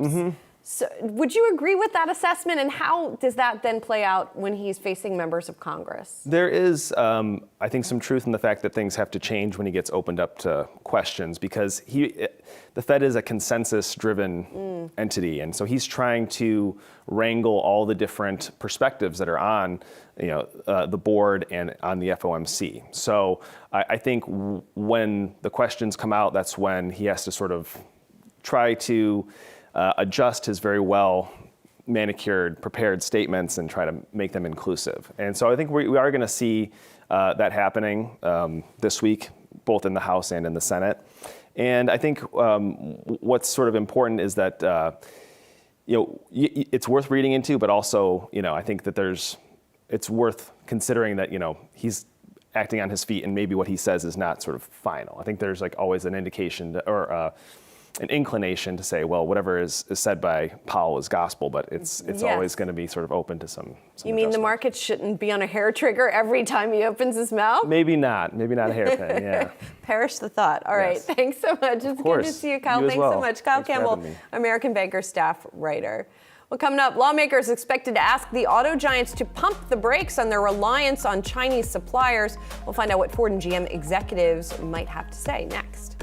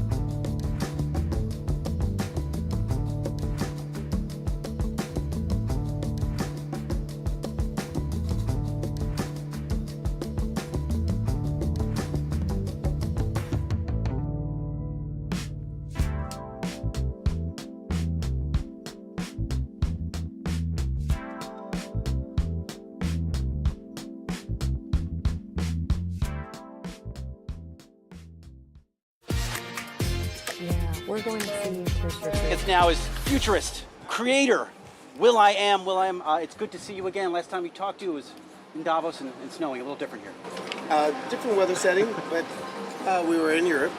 Big news from you in regards to your various technology initiatives with IBM. Tell us about it. Yeah, so we've been working with IBM for a while now. It's been a labor of love building FYI.ai. Started building the technology in 2020. I started the company in 2020. It's a COVID baby. And now we're out and we're working with IBM on business to creative. Imagine a WhatsApp meets a Dropbox meets generative AI at its core for creatives to organize, strategize, communicate, and collaborate better. And within it, you're going to have the business of creativity, because a lot of creative folks can use a tool that allows them to, communicate better, understand where their contracts are, translate contracts, use the language that's in complicated contracts, use them as a metaphor for them to understand the deals that they're going into. So it's going to be a pretty empowering, supercharging tool for creatives. How did you come up with this idea, and why was it so important to launch it right now? Like anything, you have an idea, you want it to come out immediately. But then there's reality on, how complex the build is. So in 2020, I realized that the creative community were operating off of messengers. We don't, these Teams types of tools were not built for a creative enterprise. So I sought out to put a team together to execute this idea. Met my co-founder, CTO, Sunil, and we started building, and it took about, a good minute to build the architecture. I mean, if you think about calls, transfer, encryption keys, generative AI built into the core of the platform, that takes a while. And right now is the time to put it out, because of the transformation of what generative AI has done, not only for creatives, but for law, for finance, for marketing, for strategy. But so to give these creatives, us, supercharging tools, but a tool for creatives built by creatives, right now is the time. You've been very much an artist, a producer, futurist that embraces technology. That shows through the partnership with IBM, that shows through a lot of the other platforms that you've brought to the table.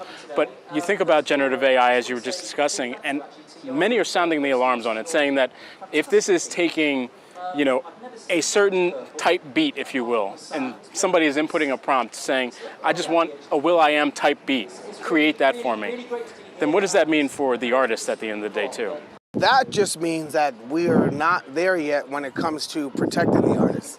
It's not just for musicians, it's for everybody. Right? You guys as anchors, we don't own our voice, you don't own your face. So that means companies can do versions of you of how you present information.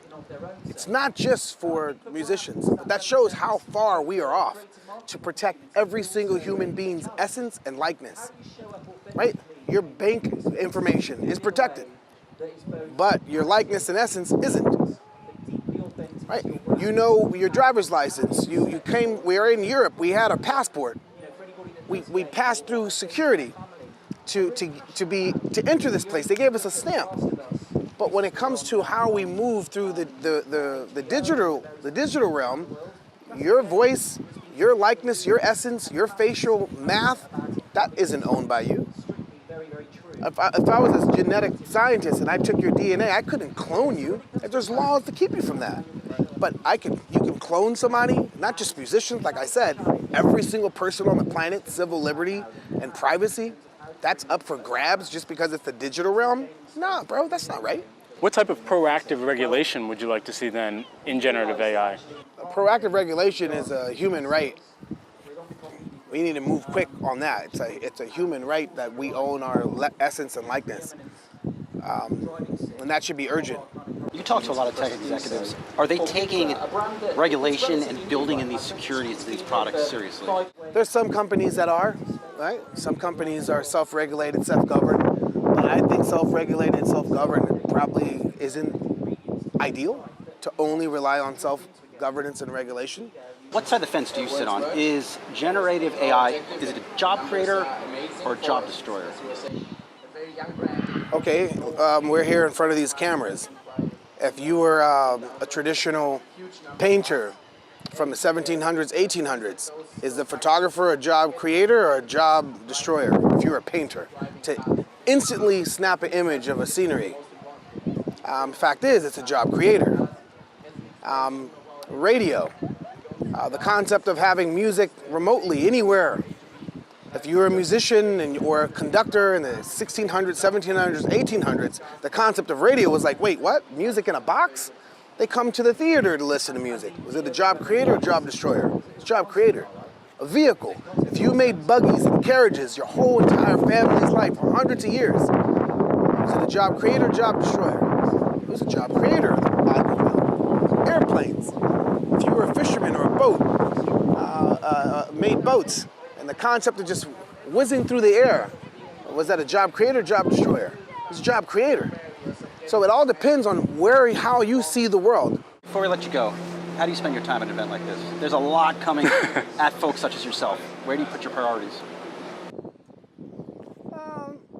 At the places I need to be.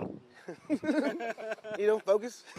Focus. Fair enough. All right, we'll let you get to some of those activities. Will I am always a pleasure to see you. Thank you for giving a lot of time to Yahoo Finance. And thank you so much for allowing me to come and speak on FYI.ai. Absolutely. You said it at Davos before we were ready to launch, and now here we are. And thank you so much. Thanks so much. Next big thing, bring it on Yahoo Finance. Great to see you. Thank you so much. Guys, back to you. Obviously, will.i.am's Ferrari is parked there along the lovely French Riviera, where Brian and Brad are arrayed. And we're going to catch up with them much more over the next day and the next couple of days.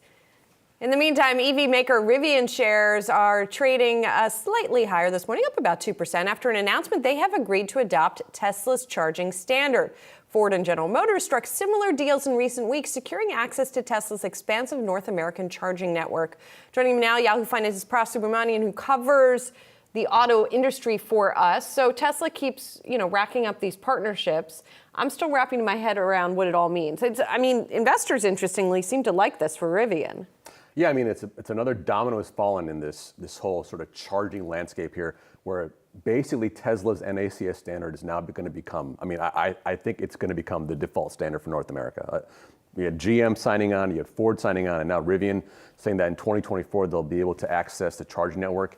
In addition to the fact that in 2025, newer vehicles are going to add a native Tesla port, the NACS port, in the car so they can go directly to the Tesla network without having to use an adapter. So that's a big deal. I think Rivian saw that they needed to hop on board in order to sell their vehicles to people that want to use that network. That's 12,000 superchargers.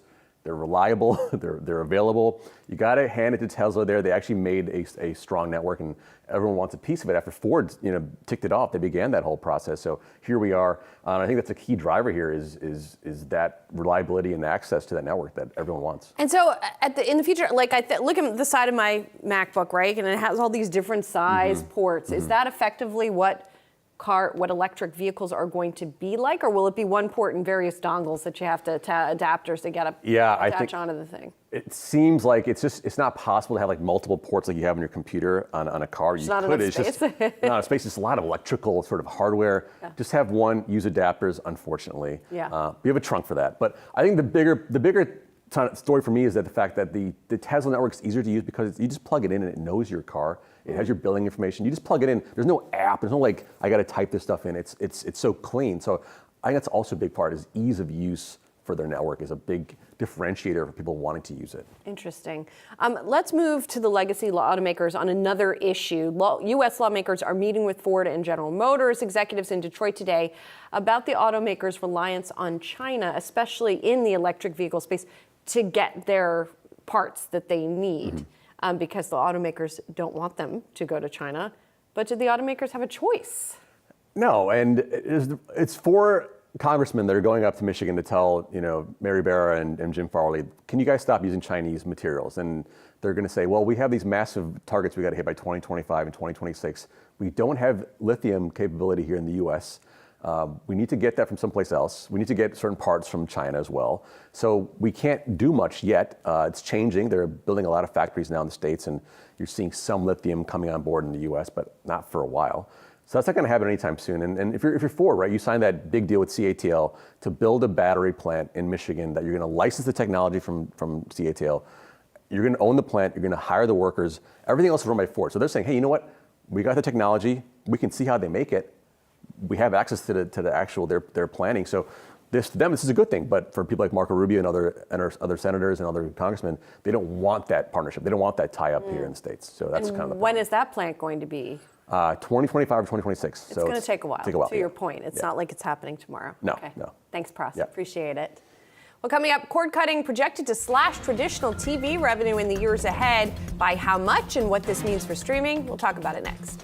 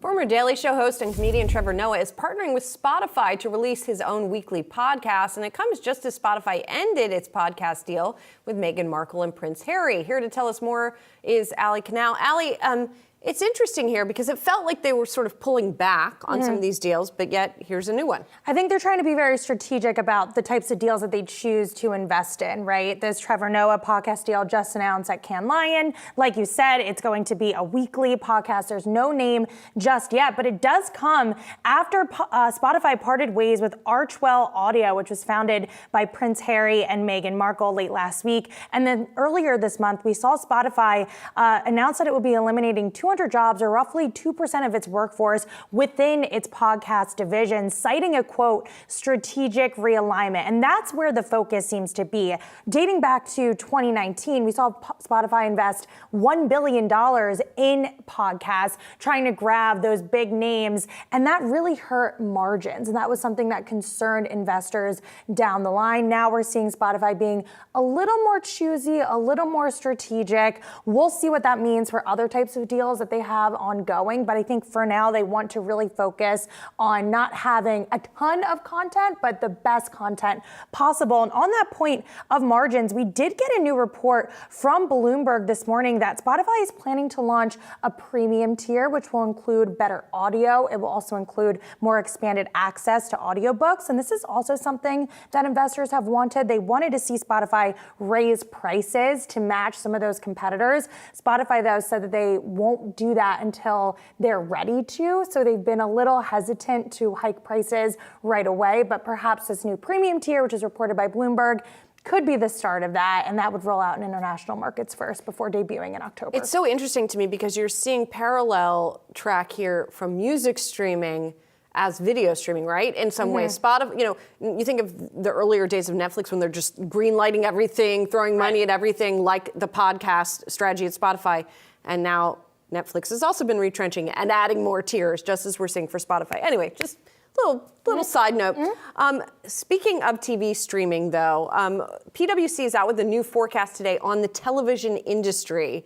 And there are some not so great implications of that forecast. Yes, and this is something we've been discussing, right? Cord cutting, it's going to continue. And this new PwC report says the amount of homes that subscribe to pay TV packages will drop to just under 50 million by the year 2027. That's a pretty sizable drop compared to the roughly 100 million households that were subscribed to those packages in 2016. And that represents just about 38% of overall households. So less households means less money overall for the U.S. television industry, less money coming from ads, and advertising, as we know, is very important when it comes to profitability. And that's why we're seeing all these streaming platforms, like you were just mentioning, Netflix, one of the many that are rolling out ad-based tiers, because that is going to be the future. And PwC said that for all of these over-the-top streaming platforms, advertising and ad-based subscription plans are going to be the main driver of growth moving forward. So, I think that's the moral of the story here. More ads,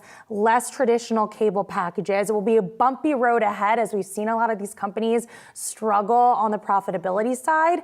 But that seems to be where we're trending right now. Yeah, and at the same time, streaming services will look more like traditional cable, as if you subscribe to the ad tier, that is. And that's a big question, right? Moving forward, how many subscription plans will the average American consumer want to have? Will they be more choosy?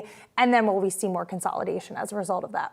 Yes. Fun stuff to cover for you, Allie. A lot of things going on. All right, now we're going to head back to Cannes. Speaking of advertising and the media landscape, earlier Brad Smith and Brian Sazzi spoke with Yahoo CEO Jim Lanzone, and they touched on everything from the state of the ad market to AI and, of course, the sunshine there on the Riviera.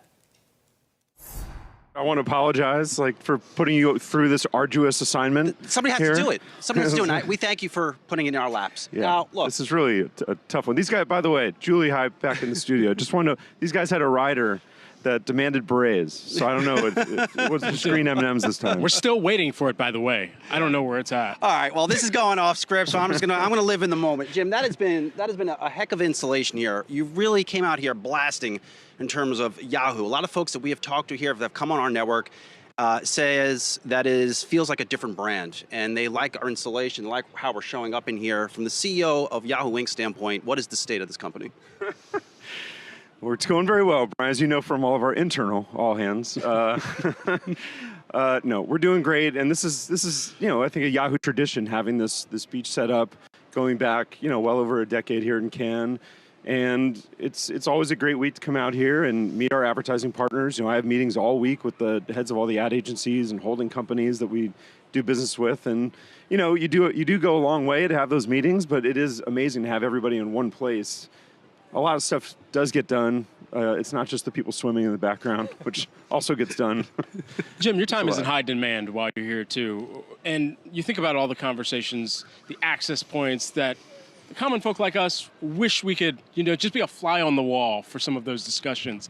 Take us into just what the executives that are here are saying more broadly about the state of their business and how they're navigating through this time. Well, I think the executives, I would think of the major internet companies, the major ad agencies, we've all been through it a lot, right? I've been through the ups and downs of this industry for over 20 years.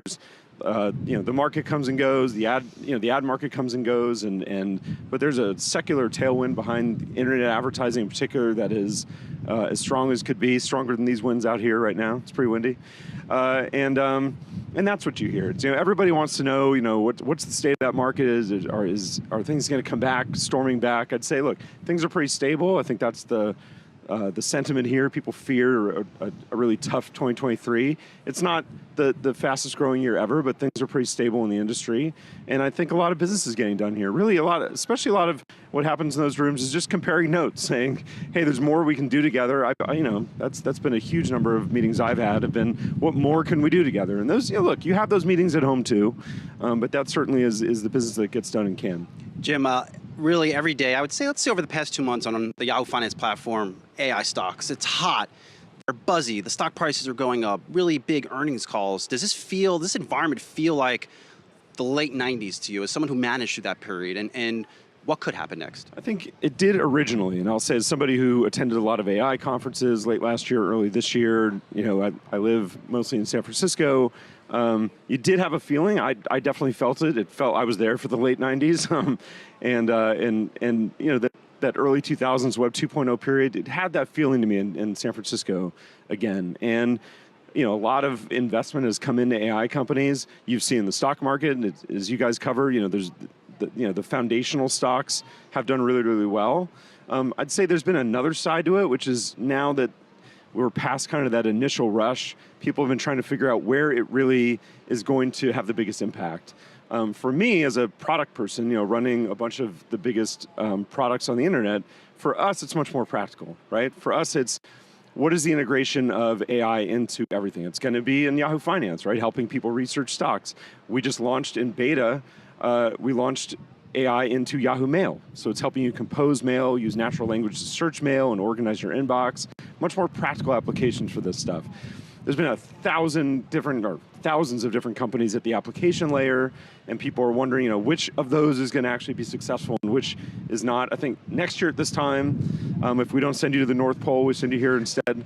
We'll, I think we'll still be talking about it, but things will have settled down by then. When we think about the evolution of Yahoo, I remember when it was a publicly traded company. I was still working at the Nasdaq. I had, the bell ceremony taking place. I would go over, clap and cheer for you guys. That was awesome. And it's different now, as there's not that quarterly cadence and arduous task that some companies have of needing to report on a quarterly basis and giving these disclosures. So for those who don't have that line of sight into how well Yahoo is doing, what would you say about the performance of the business? Yeah, well, I'd say two things. One is we were spun out of Verizon, both Yahoo and AOL, with the name Yahoo in September of 2021, which is when I joined as CEO. And so two things. One is financially, the company's doing very, very well. It's one of the fastest returning deals in the history of Apollo, which is the world's biggest PE firm. So we've, from that basis, we have a solid support line. And then we have a very strong balance sheet. It's a very profitable company. It's been around 28 plus years, and so we don't have, not only are we not public and have kind of those quarterly pressures, even though we do report quarterly to our board, so we do have the rigor of that. We're able to invest and get this company on the right track for what I think in the future we could be public again. The other side is the user side, right? We're one of the biggest consumer internet companies on the planet, and really having a new era of innovation and strengthening the foundation for all of our major consumer properties, Yahoo Finance, Yahoo Sports, Yahoo Mail, Search, News. We're still number one or number two in the majority of those categories, and really strengthening those for the next 25 years. What is Yahoo going to be in 2050 is absolutely where our head's at. So we're not about making short-term, adjustments to try to solve something for the short term. It's what's going to really make us a sustainable company for the long term. And Jim, you really started to make some big bets with Yahoo Sports. Talk to us about some of those bets and the strategy there. Yeah, similar to last year when Toppin came in as the president of Yahoo Finance, we just announced Ryan Spoon, who used to run ESPN.com, was announced last week as the new president of Yahoo Sports. He'll start next Monday. One of the best product people on the internet, a great leader, very connected in the sports world. He also spent time at BetMGM, knows the sports betting world, where we recently did our own acquisition. We bought Wager, which I could explain. But yes, Yahoo Sports is one of the crown jewel properties, just like Yahoo Finance, and we intend to invest and compete in those areas. So with Wager, our bet there was it's a peer-to-peer betting platform for sports betting. So unlike where you bet against the house or a casino, it's actually peer-to-peer against your friends, which if you think about where Yahoo Sports has traditionally been the strongest is fantasy sports. We're one of the two biggest platforms. That's community, that's friendship. And so the ability to bet your friends is a really congruent way for us to enter that category. And we did it with that acquisition. Wager, W-A-G-R was the company. We've got more big interviews coming up all day here on Yahoo Finance at Cannes. And also, boom or bust, Rochelle Akufa is going to speak to a box office expert on this weekend's latest debuts and what the outcome means for the state of summer blockbusters. We'll head back to Cannes later on today for Brian and Brad's interview with McDonald's U.S. Chief Marketing Officer. You don't want to miss that. And sticking overseas, they're also going to speak with Coca-Cola's Global Chief Marketing Officer, McDonald's and Coke. Look at that. So stay tuned for all of that. And let's do a final check of the markets right now. We are seeing stocks take a turn for the worse here today.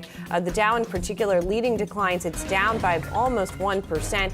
Energy stocks are leading the sell-off in today's session with the XLE ETF, that energy ETF, leading declines among the sectors that we track. We're going to keep on tracking it.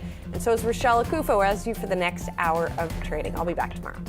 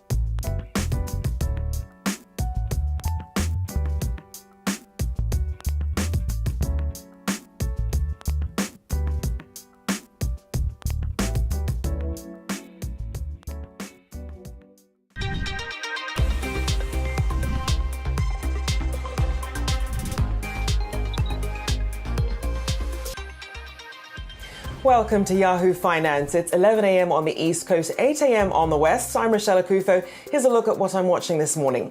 The rally stalls. Stocks can't follow the record highs we saw last week, and strategists are no closer to consensus on whether gains can continue. Citigroup's in the yes camp. It says positioning in U.S. stock futures is the most bullish since 2010.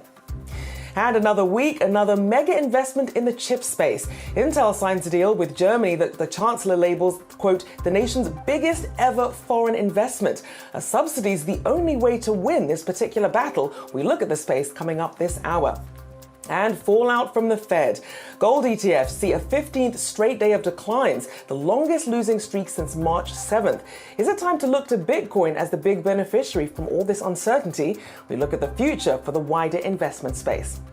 But first, let's check in on the major indices an hour and a half into the trading day. Still seeing red across the board there, although some of that selling action slowing down though, but the Dow still under pressure there, down more than 280 points or 0.8%. S&P 500, they're also under pressure, down about 0.7% there. We're seeing energy and materials, the biggest laggards on the day so far. And taking a look at the tech-heavy Nasdaq, they're also down by about 100 points there, or 0.74% there. Nvidia, one of the few companies in the green as we look at the Nasdaq. Let's also check in on the Treasury market. We know we'll get a lot of Fed speak, and even Chair Powell will be speaking in front of Congress this week as well.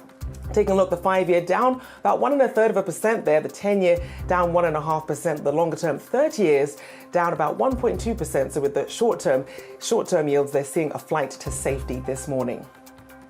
Well, can investors sustain the current market rally? According to UBS, it is possible, but they need 3 key things. Here with what those are is Yahoo Finance's very own Jared Blickery. Hey, Jared. Hey, Rochelle, here are the 3 key things, and good luck trying to navigate this in real time. But I think with hindsight, we're going to agree for the rally to continue, the Fed has to be nearly done. Specifically, UBS believes the Fed will continue to raise rates by up to another 50 basis points. They think that's okay. But considering a lot of analysts now are getting their feet wet into the 6% camp, all the way from 5% where they are, that would be 4 hikes away.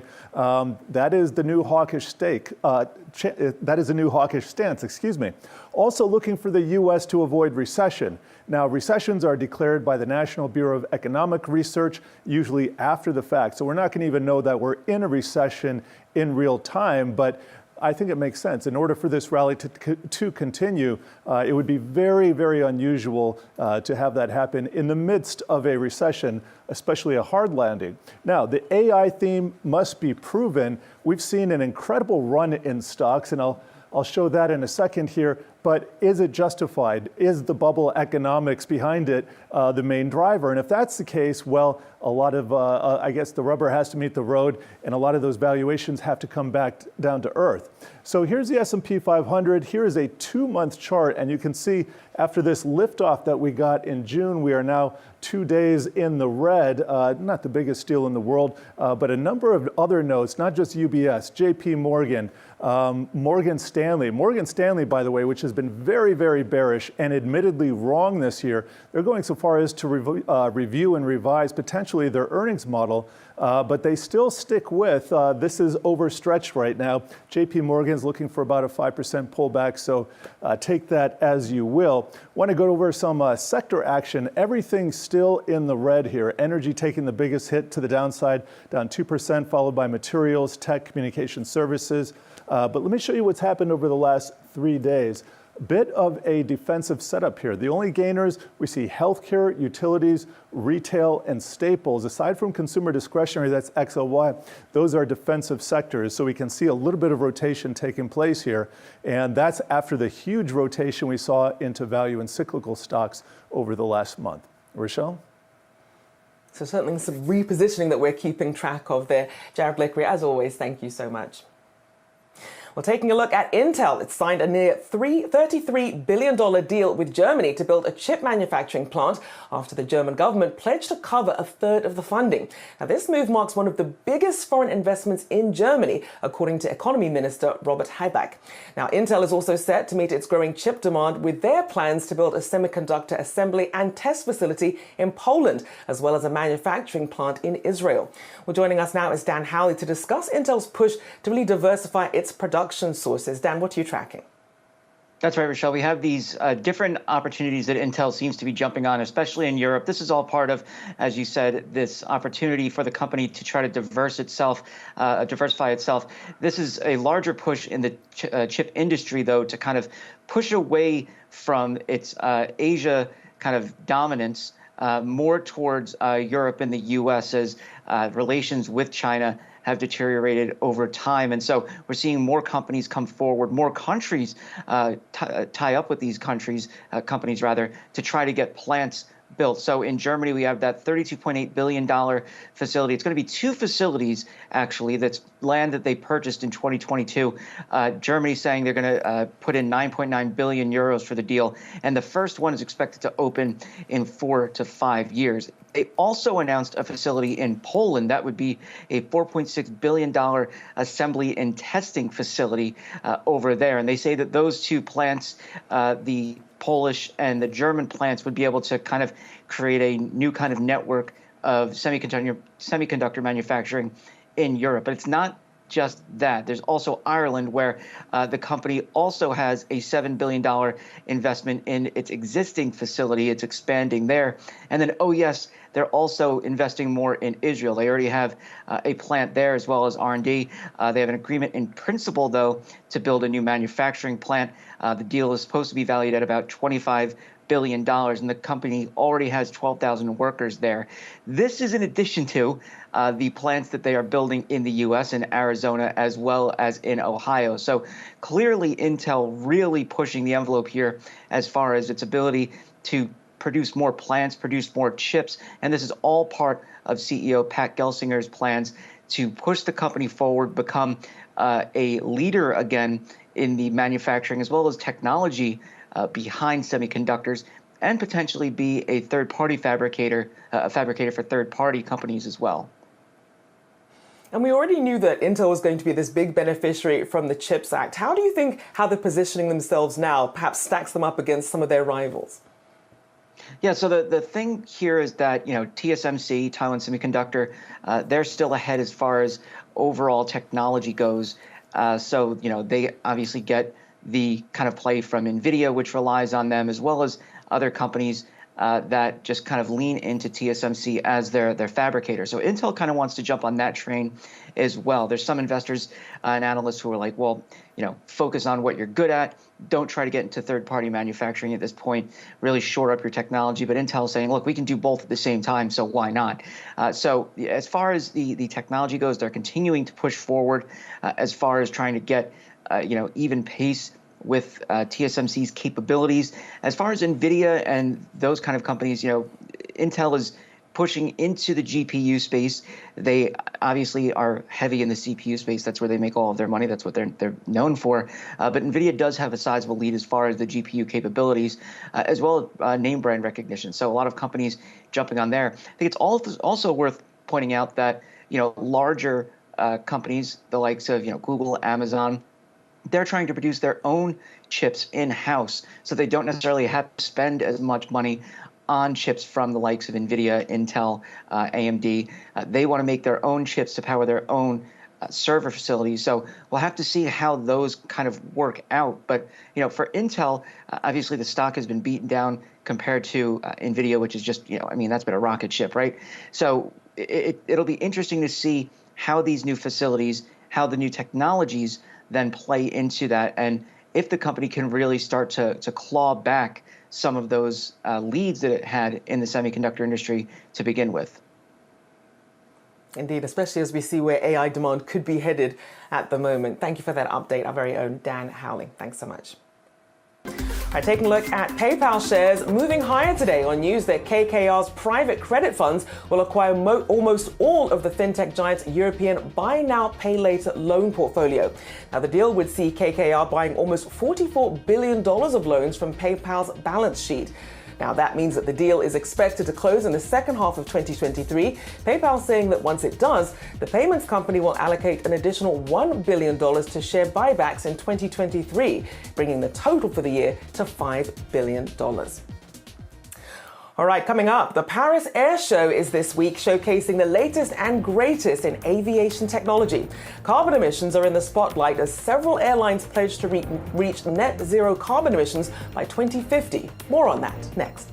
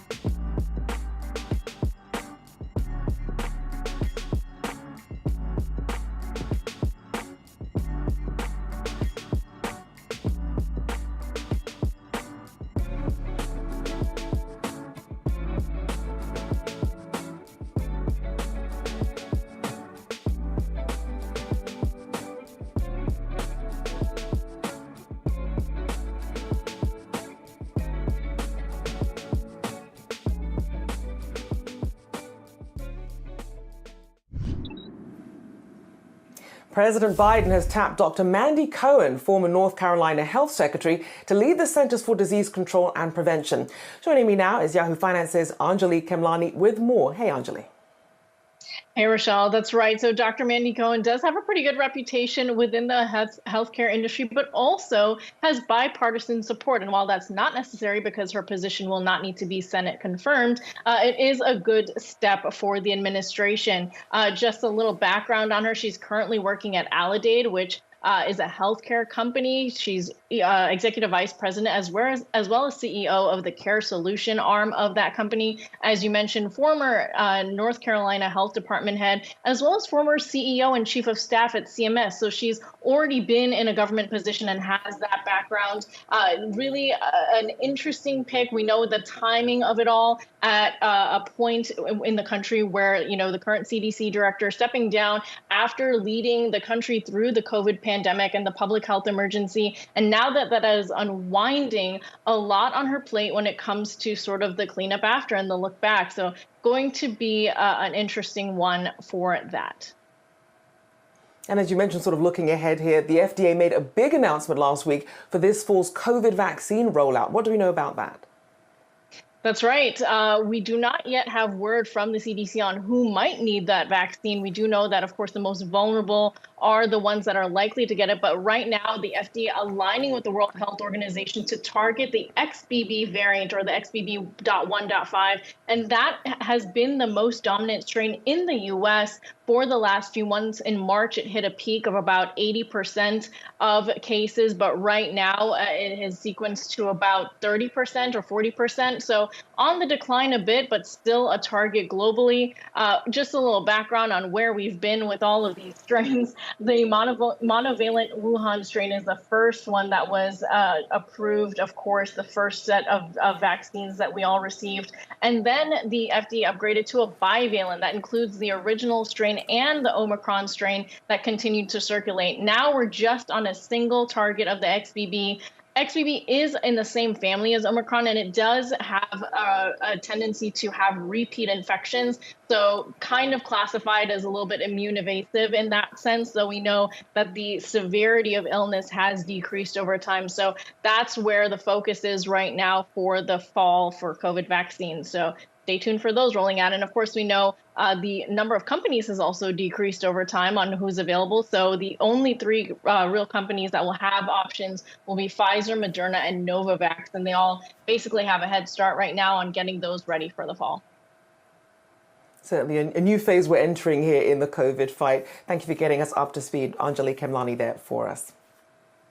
Well, the Paris Air Show returns this week after a 4-year COVID-fueled hiatus. The world's largest air show brings together suppliers, buyers and government officials, celebrating major deals and showcasing new tech for both commercial and military aviation. On Monday, major plane maker Airbus won a record 500-plane order from India's Indigo, the largest in commercial aircraft history. Now, they're competing with rival Boeing to ramp up aircraft production as the industry faces supply chain delays that have plagued production in recent years. Manufacturers are also showcasing efforts to make air travel more environmentally friendly. To that end, globally, aviation only accounted for 2.4% of total carbon emissions in 2018, according to the Environmental and Energy Study Institute. Still, leaders are keen to lower their carbon footprint. In 2021, the global aviation industry, IATA, pledged to try to achieve net zero emissions by 2050. David Calloway, editor and founder of Calloway Climate Insights, joins me now. Thank you and welcome back to the show here. So obviously you have this huge deal, which really just speaks to the demand that you have for airlines right now. Are we seeing the same appetite when it comes to investing in the sustainable future, sustainable fuel, and some more sustainable airlines and jets? I think we're going to, Rochelle. Good morning. Right now, the airline industry is kind of in what they've been calling the revenge travel mode. Everyone's traveling again. COVID is over. Economies are starting. Looks like they're going to skirt recession. And we're starting to see all these big orders. 4 years is a long time. And the airline industry weathered the COVID epidemic, which was kind of the bust of its cycle. A giant surge in climate disasters around the world. So even though it's establishing kind of a boom mentality again this year with these big orders like the one from India you mentioned. There was another one from India today for Boeing planes, a big one from China. Even though it's going through that, lurking in the background is what every aviation executive knows are going to be major changes to how people travel and what they're going to demand of the fuel cycles of these airlines.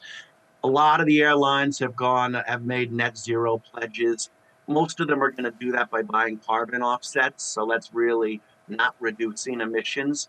But they all are working on some sort of what they call SAF, sustainable aviation fuel, which is going to either be a hybrid of kind of jet fuel and biofuel, for instance, or just biofuel created from food waste and the like. So in the background, you're starting to see some new technologies. Most of them are coming with kind of the short haul products, the helicopters that can take off vertically, that type of stuff. And that's all going to be very, very focused on the emission reduction. So it's going to be really interesting. 4 years ago when we had Paris, none of this was being discussed. No one knew what COVID was. And so times have definitely changed, and the airline industry is changing with it.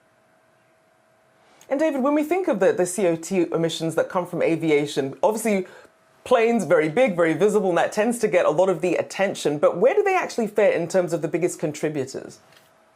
Well, you're right. They are the most controversial because you can see them flying overhead. You can see pictures of celebrities and sports stars getting off of private planes, some taking them just a few hundred miles from Los Angeles to Aspen, for instance. And so this type of thing tends to drive environmental activists crazy. Paris Air Show is one of their biggest kind of driving them crazy events of the year. You can imagine all the planes flying in for this. But in actuality, air emissions are about, like you said, 2.4%, ranging from 2.5% to 3% in any given year. That's less than the shipping industry. It's a ton less than kind of fossil fuel production. It's much less than the auto industry, which I think is in the 15 to 20% range. So we're starting to see that come down even from the 2.5% to 3%. Some nations are taking action already. France, for instance, host of the air show, is going to ban short-haul flights of under 500 miles, force people to take the trains. We'll see that in places like Europe, where it's easy to take trains, China even, where there's an advanced train system. Still going to be a little harder in the U.S., but if you've flown around regionally in the U.S. In the last couple of years, you can tell that a lot of those short-haul flights, particularly in the Midwest, are being canceled. And so the airline industry is moving into a new era of long-haul super flights. And in that era, we're going to see the advancement of sustainable aviation fuel. And David, to that point, I mean, ahead of this visit, we saw that Washington Governor Jay Inslee said you won't find climate deniers in the C-suites of these companies, these airline companies. They get it. So with that in mind, and with this commitment to be net zero carbon by 2050, who's going to be leading that charge then? Are there some companies that are better positioned than others to really lead the charge in this? Well, right now, Rochelle, they're all kind of dabbling in it. I mean, the ones that are familiar to us, United, American, Delta, some of the international ones, they're all making their net zero pledges. To be honest, that's behind the curve compared to what, say, the banking industry has been doing or the auto industry, where they're actually taking action to decarbonize. So the airline industry has a long way to go. Like with the rest of the world, though, the advancements are going to be made in technology. And in this sphere of influence, the airline industry is very well regarded. They're coming up with all sorts of new things all the time. There's, these air shows are designed to show off that new technology. So I think, we will see the advancements of technology pushed by the C-suite in the airline industry and aviation industry, particularly companies like Boeing and Airbus. And you'll see that reflected in their stock prices. Boeing is up something like 60% over the last year, 12 or 13% this year alone. So, it is kind of a new era. Some are already saying it's a bubble, but I saw that yesterday. But they're riding high right now, and I think you will see them start to pay attention because they know that their customers are paying attention. They know their customers care about this stuff. They can tell from the surveys they take and the actions they see on the flights. Well, it's always good to get your opinions. David Callaway there, editor and founder of Callaway Climate Insights. Thank you as always. All right, coming up, we'll be covering more market news and we'll be discussing what role joy can play in your financial planning. Stay tuned.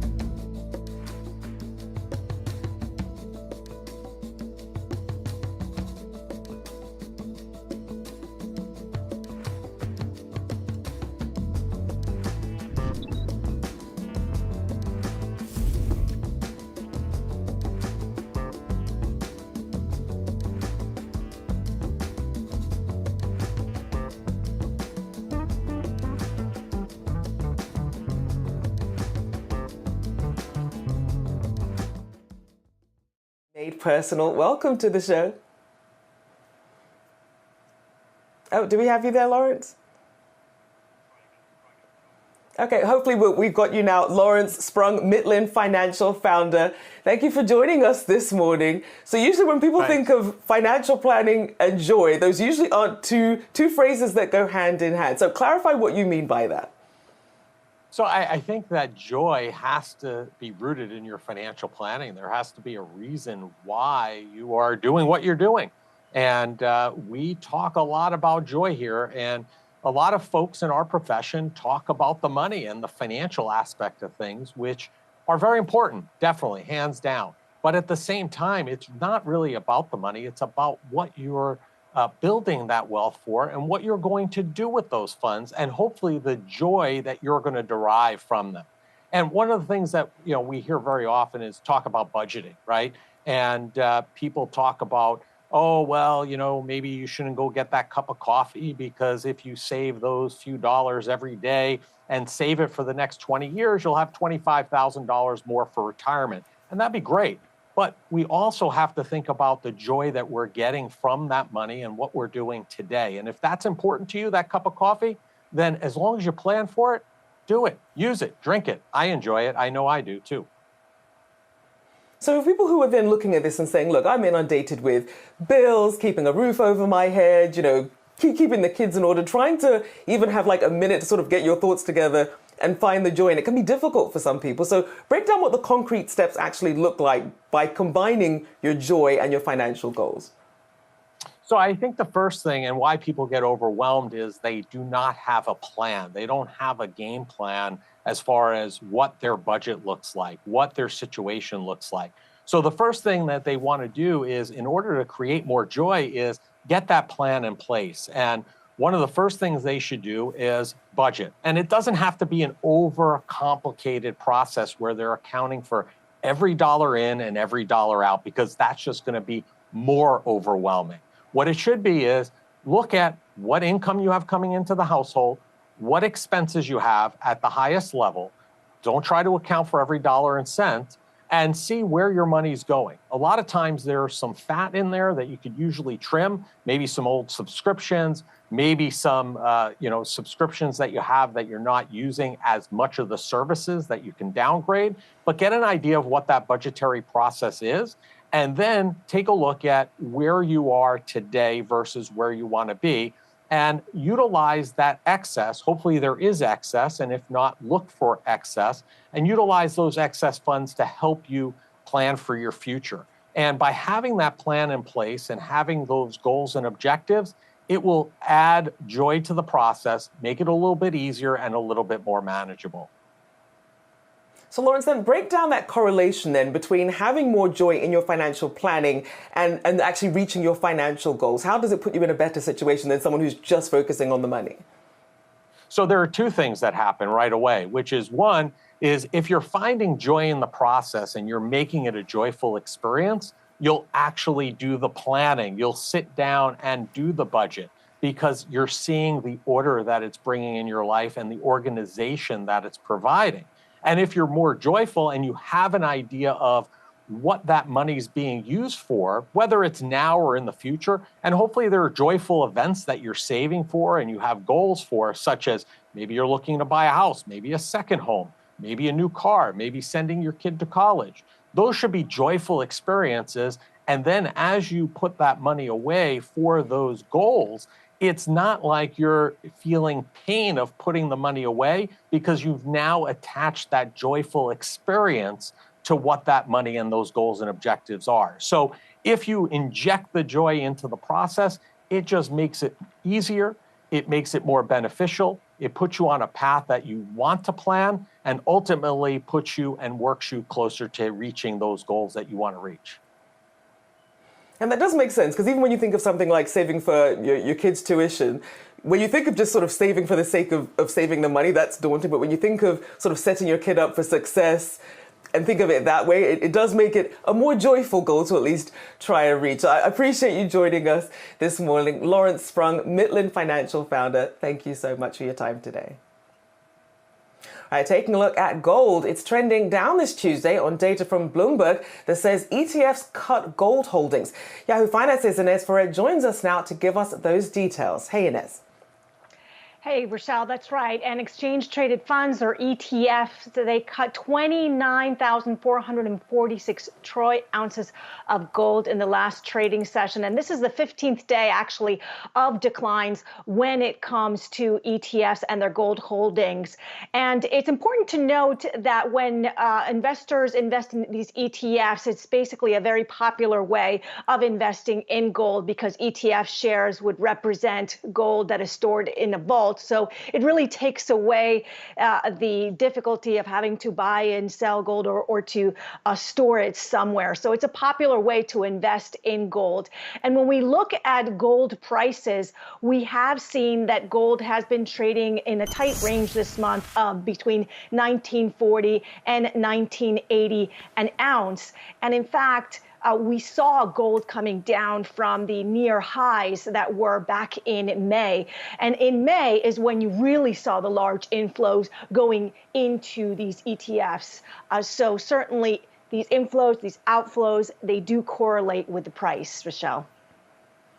And then, of course, what used to be called digital gold, Bitcoin, also struggling to maintain its climb past the $27,000 mark this morning. Ines, what can you tell us about that?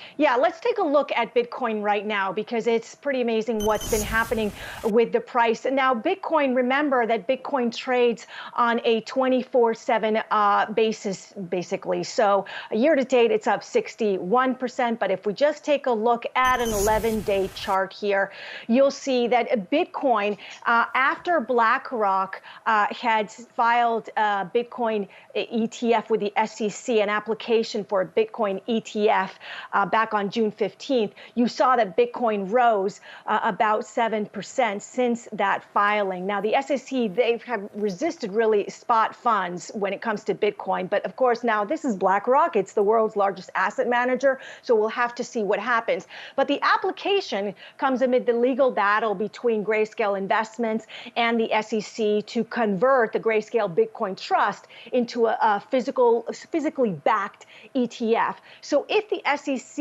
were to, in fact, grant BlackRock's request, you would probably see many more applications for spot ETFs when it comes to Bitcoin. Of course, this is also happening amid the crackdown that you're seeing from the government when it comes to cryptocurrency. And the resistance zone that we have seen with Bitcoin is around 27,000 per token. So that's right now, we're looking at it at 26,800.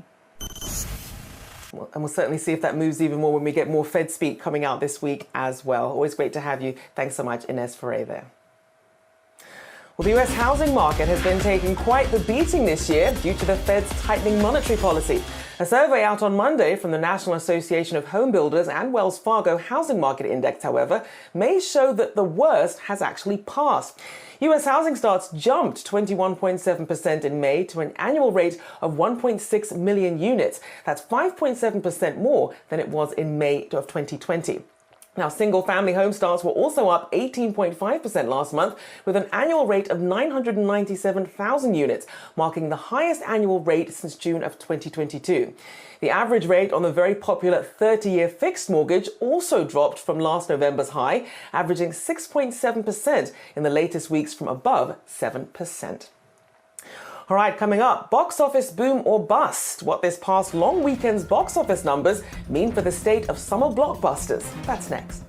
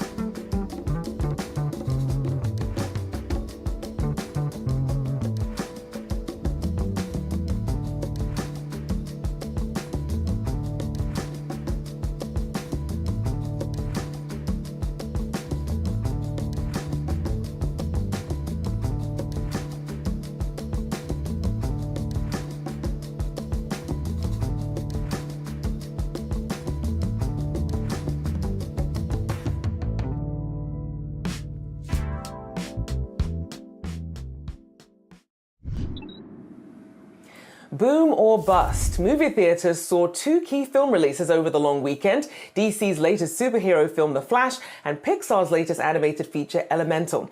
But with some less than stellar debuts, what does this mean for the rest of the summer blockbuster releases that are still to come? Sean Robbins, Box Office Pro Chief Analyst, joins me now alongside Yahoo Finance's Alexandra Canal. Good to have you back on the show here.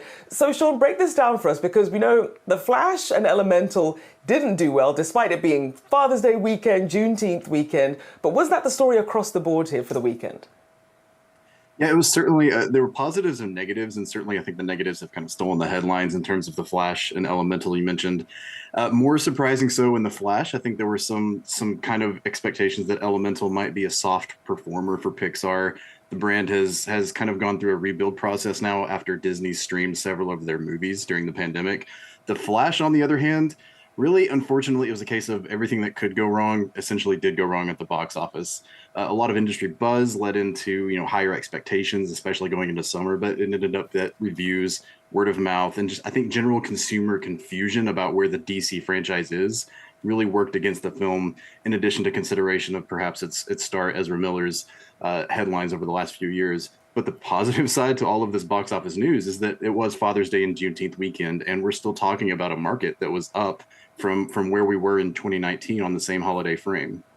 And Sean, you were just talking about some of the headwinds facing the DC universe, facing Warner Brothers Discovery. David Zaslav, the CEO of WBD, he's been very adamant that he wants to reshape the future of DC. But with The Flash having such a dismal debut, where does WBD go from here in terms of their film franchises?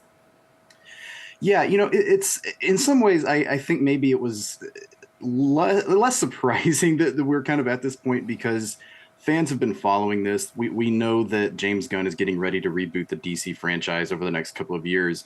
But the problem is that leaves the general movie-going audience in a state of limbo. They don't know how to react to each of these movies. We saw that with Shazam early in the spring. We're seeing that with The Flash now. I expect we'll see that with the Aquaman sequel at the end of this year. What the franchise needs is a break, and as much of a clean slate as possible. And Warner Brothers needs to allow James Gunn and Peter Safran and DC to really go back to scratch, essentially, when his Superman movie comes out and everything else that they have planned. It's going to be a tough challenge. There's certainly probably still going to be some of that consumer confusion in play over the next few years, but it'll come down to the quality of the movies themselves, I think, over time. Because it does seem to be more of a DC story, because I mean, if you look at how the Spider-Verse is performing, still doing very well there. So do you think at some point we're going to get some of this superhero fatigue, or is this mostly a DC story? Yeah, I think, and I've been guilty of it myself. Talking about fatigue of any genre, I think what really people get fatigued of are quality of movies, and we've seen that this summer coming into the season. Some doubts about where the comic book genre was, if we want to call it a genre, but then Guardians generates positive word of mouth. Spider-Man does really well and is holding really well after 3 weeks. So people love these movies because they're really good movies, and it's hard to be a critic of a movie, but at the end of the day, I think generally audiences are being more selective about what they go see in theaters, especially with superheroes, because it's not the novelty that it was 10 or 15 years ago. They have plenty of options from that category to go see. So what I see really happening here is, people still want to go see their favorite franchises, their favorite characters, and they want to see new characters and new franchises or just original content. But they are going to listen to their peers and word of mouth before deciding how they spend their money on a movie ticket. And Sean, going back to Disney really being out of its element, no pun intended, with this new Pixar release. I mean, that film is expected to have the second lowest opening of any wide release Pixar film in the studio's history. Disney just seems to have lost its mojo when it comes to their animated titles. What went wrong here, and how can it get it back? Yeah, again, this is similar to DC. It's a tough road back. Maybe not quite as complicated for Pixar, because granted, they have relied on franchise sequels over the past 10 years, with a lot of their biggest hits being Toy Story and Incredibles. But they're really built on the fundamentals of original content, original IP, original storytelling over their 25-plus year history. I think Disney, especially under their new or returning leadership, I should say, can get back to that point. It's just going to take some recovery time, because a lot of Disney's key audience, parents in particular, were essentially came to expect that they could see these movies at home on Disney Plus relatively quickly through 2020 to 2022. That started to change last year. They brought Lightyear to theaters. Now they have Elemental. They have 2 releases coming out next year. I think a lot of it is going to be a marketing problem. Elemental really kind of strayed a little bit from selling Pixar as this event film that had to be seen in theaters. We really saw that over the past 20 years. That didn't quite feel like the case with Elemental, despite relatively positive reviews, and it sounds like positive word of mouth that could at least give it some staying power through the summer. And Sean, as you mentioned there, people do have a lot more options when you figure we went through 2 years of mostly, streaming movies. So now people being more selective about when they go to the movie theater. But we also have a blockbuster season compared to the last few years. There's so much choice then. What is it going to take for some of these films to really break through the noise and to really stand out this season? That's a great point. And, that's the upsides and downsides. We've kind of waited to see this return to normality, to have movies in theaters every week again. That's happening. This summer is about as close to normal as we've been since 2019. As you see on the calendar there, July is going to be very busy with Indiana Jones and Mission Impossible, Barbie, Oppenheimer. I think this is kind of the point where we have to we can safely go back to thinking that this is where we were a few years ago. It's going to come down to the quality of the content. I think that's always been the case, and these films can coexist. We just saw Transformers perform a little bit above expectations in its opening weekend just last week, despite the fact that Spider-Verse is going strong and aiming for a similar audience. July is probably going to be a lot of that same narrative. I mean, there's no questioning that Oppenheimer and Mission Impossible and Indiana Jones, to an extent, all aim for a very similar audience. Barbie's in a great position as a counter programmer too. So I think the health of the market overall is worth focusing on as we go into the back half of the season, and then hopefully what will be an encouraging back half of the year, though there are still probably some release calendar gaps toward the end that still need to be filled. Be keeping an eye on that, and of course all the merch that comes along with these movies as well. A big thank you there to Sean Robbins, Box Office Pro Chief Analyst, along with Yahoo Finance's Alexandra Canal. Thank you to you both. All right, coming up, we'll head back to Cannes for an interview with an executive from McDonald's. You don't want to miss it.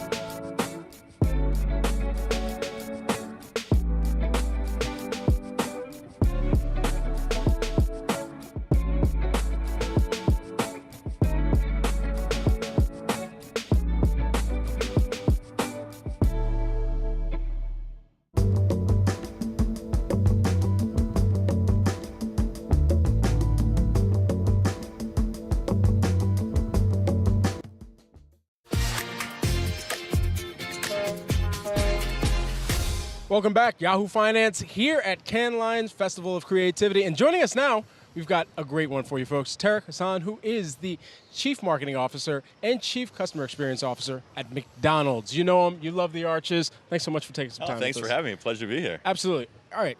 Without kind of belaboring this, We got to ask, because everybody wants to know about Grimace. Can we talk about Grimace for a hot second? We can absolutely talk. Okay. It's about Grimace, right? And Yahoo purple. So, It is. You know, we're in color. And so, I mean, yeah, I think about Grimace. I think about my own Philadelphia sports fandom. We grew up with some questionable mascots growing up. We had the Philly Fanatic. We had Gritty. People wonder what they are. People wonder what Grimace is. What does Grimace represent? Yeah, so well, first of all, Grimace represents joy and happiness, Okay. right? And the way he shows up. But a lot of debate over what Grimace actually is, even in our own culture, and a little bit of lore. But, you know, the lore is that he represents a taste bud. So it is a he. Well, You're right, you Brad. know I didn't what? realize it was a taste bud. I'm an 80s kid. I didn't realize So that. he's a, supposedly a taste bud, but he's joy, right? I mean, if you think about the happiness and the joy he brings, and he's kind of that McDonald land friend glue, keeps everybody together and optimistic, and we love bringing him back. People are having a great time. So I've seen Grimace really explode on social media over the past few weeks. How does that translate into the business of McDonald's? Do you see a pickup in traffic because of this you have hit a cultural moment with this character? You hit on the bigger issue, which is the leverage of culture in general that we're driving the business with, and I use that word very specifically because it's one thing to connect with your audience, but look, at the end of the day, our responsibility is also to drive the business and make sure we're showing up for our franchisees and growing the business. What we uncovered actually a few years ago when Morgan first launched Travis Scott and our famous orders was an awakening of the brand. Mm-hmm. People reconnecting and realizing that there was a value to this brand that frankly I think we had forgotten, and we had lost a bit of our swagger. But what it really untapped for us was the power of culture. And that's a big word, everyone uses it, but we set that as our North Star to really become a cultural icon. And we talk about meeting culture at the intersection of commerce, to your point about driving the business. But that's a big word, so what do we do with it? And we talk about it in 4 areas. We're a food company, so of course we're gonna impact the taste of culture. We wanna live in the culture of our fans. We're leveraging data to create value, which creates long-term relationships, and with a digital first generation, that is culture with them. And then we're McDonald's, so we shouldn't just be participating in culture, we should be creating it, which means if you're going to do it externally, that gives you a thought to how you have to build that culture internally. And that's really what's been the driver of the business for the last 2.5 years. You mentioned the Travis Scott collaboration. That was just one of many. It seems like there's one that's coming out every other week at this point, but they're some of the most famous musicians, entertainers, people who are already circulating within homes on a daily basis and around the world. And so from a McDonald's perspective, from a business person's perspective, how does that translate into quantifiable returns for the brand? Yeah, well, first of all, it starts with who you choose to work with. And for us, while the list of who you rattled off are some great folks, what's fantastic about them is we're not working with them because they're celebrities. We're actually working with them because they're actually fans of the business already. And that's why you're seeing we don't just partner with them, we actually collaborate with them. And we're turning the pen over them. So in the case of Travis Scott, involved in the design, package design, involved in the merch design, BTS, same thing, Mariah, and the thing is, all those meals are theirs, right? And so what you're really doing is tapping into the fact that everyone's got their meal that's their favorite, and this gives you a chance to tap into these celebs that you love as fans and taste a little of their favorites. And what we are seeing is absolute translation into the sales and the growth of the business. What's next on the partnership front? Oh, you're going to come at me on that, are you? So here's what I will tell you. It's not another famous order. You probably have seen your last famous order for a little while. We had a great experience with that. You're going to see us continue to tap into that childhood loss that you saw us do last fall with the Adult Happy Meal and with Cactus Plant Flea Market. We're going to continue to play in that space, and you're seeing it today with Grimace. And that was a really good way of me dodging telling you specifically what's next. So why? Because I got a surprise and delight. Why target? I guess you're kind of targeting me. I guess an aging millennial.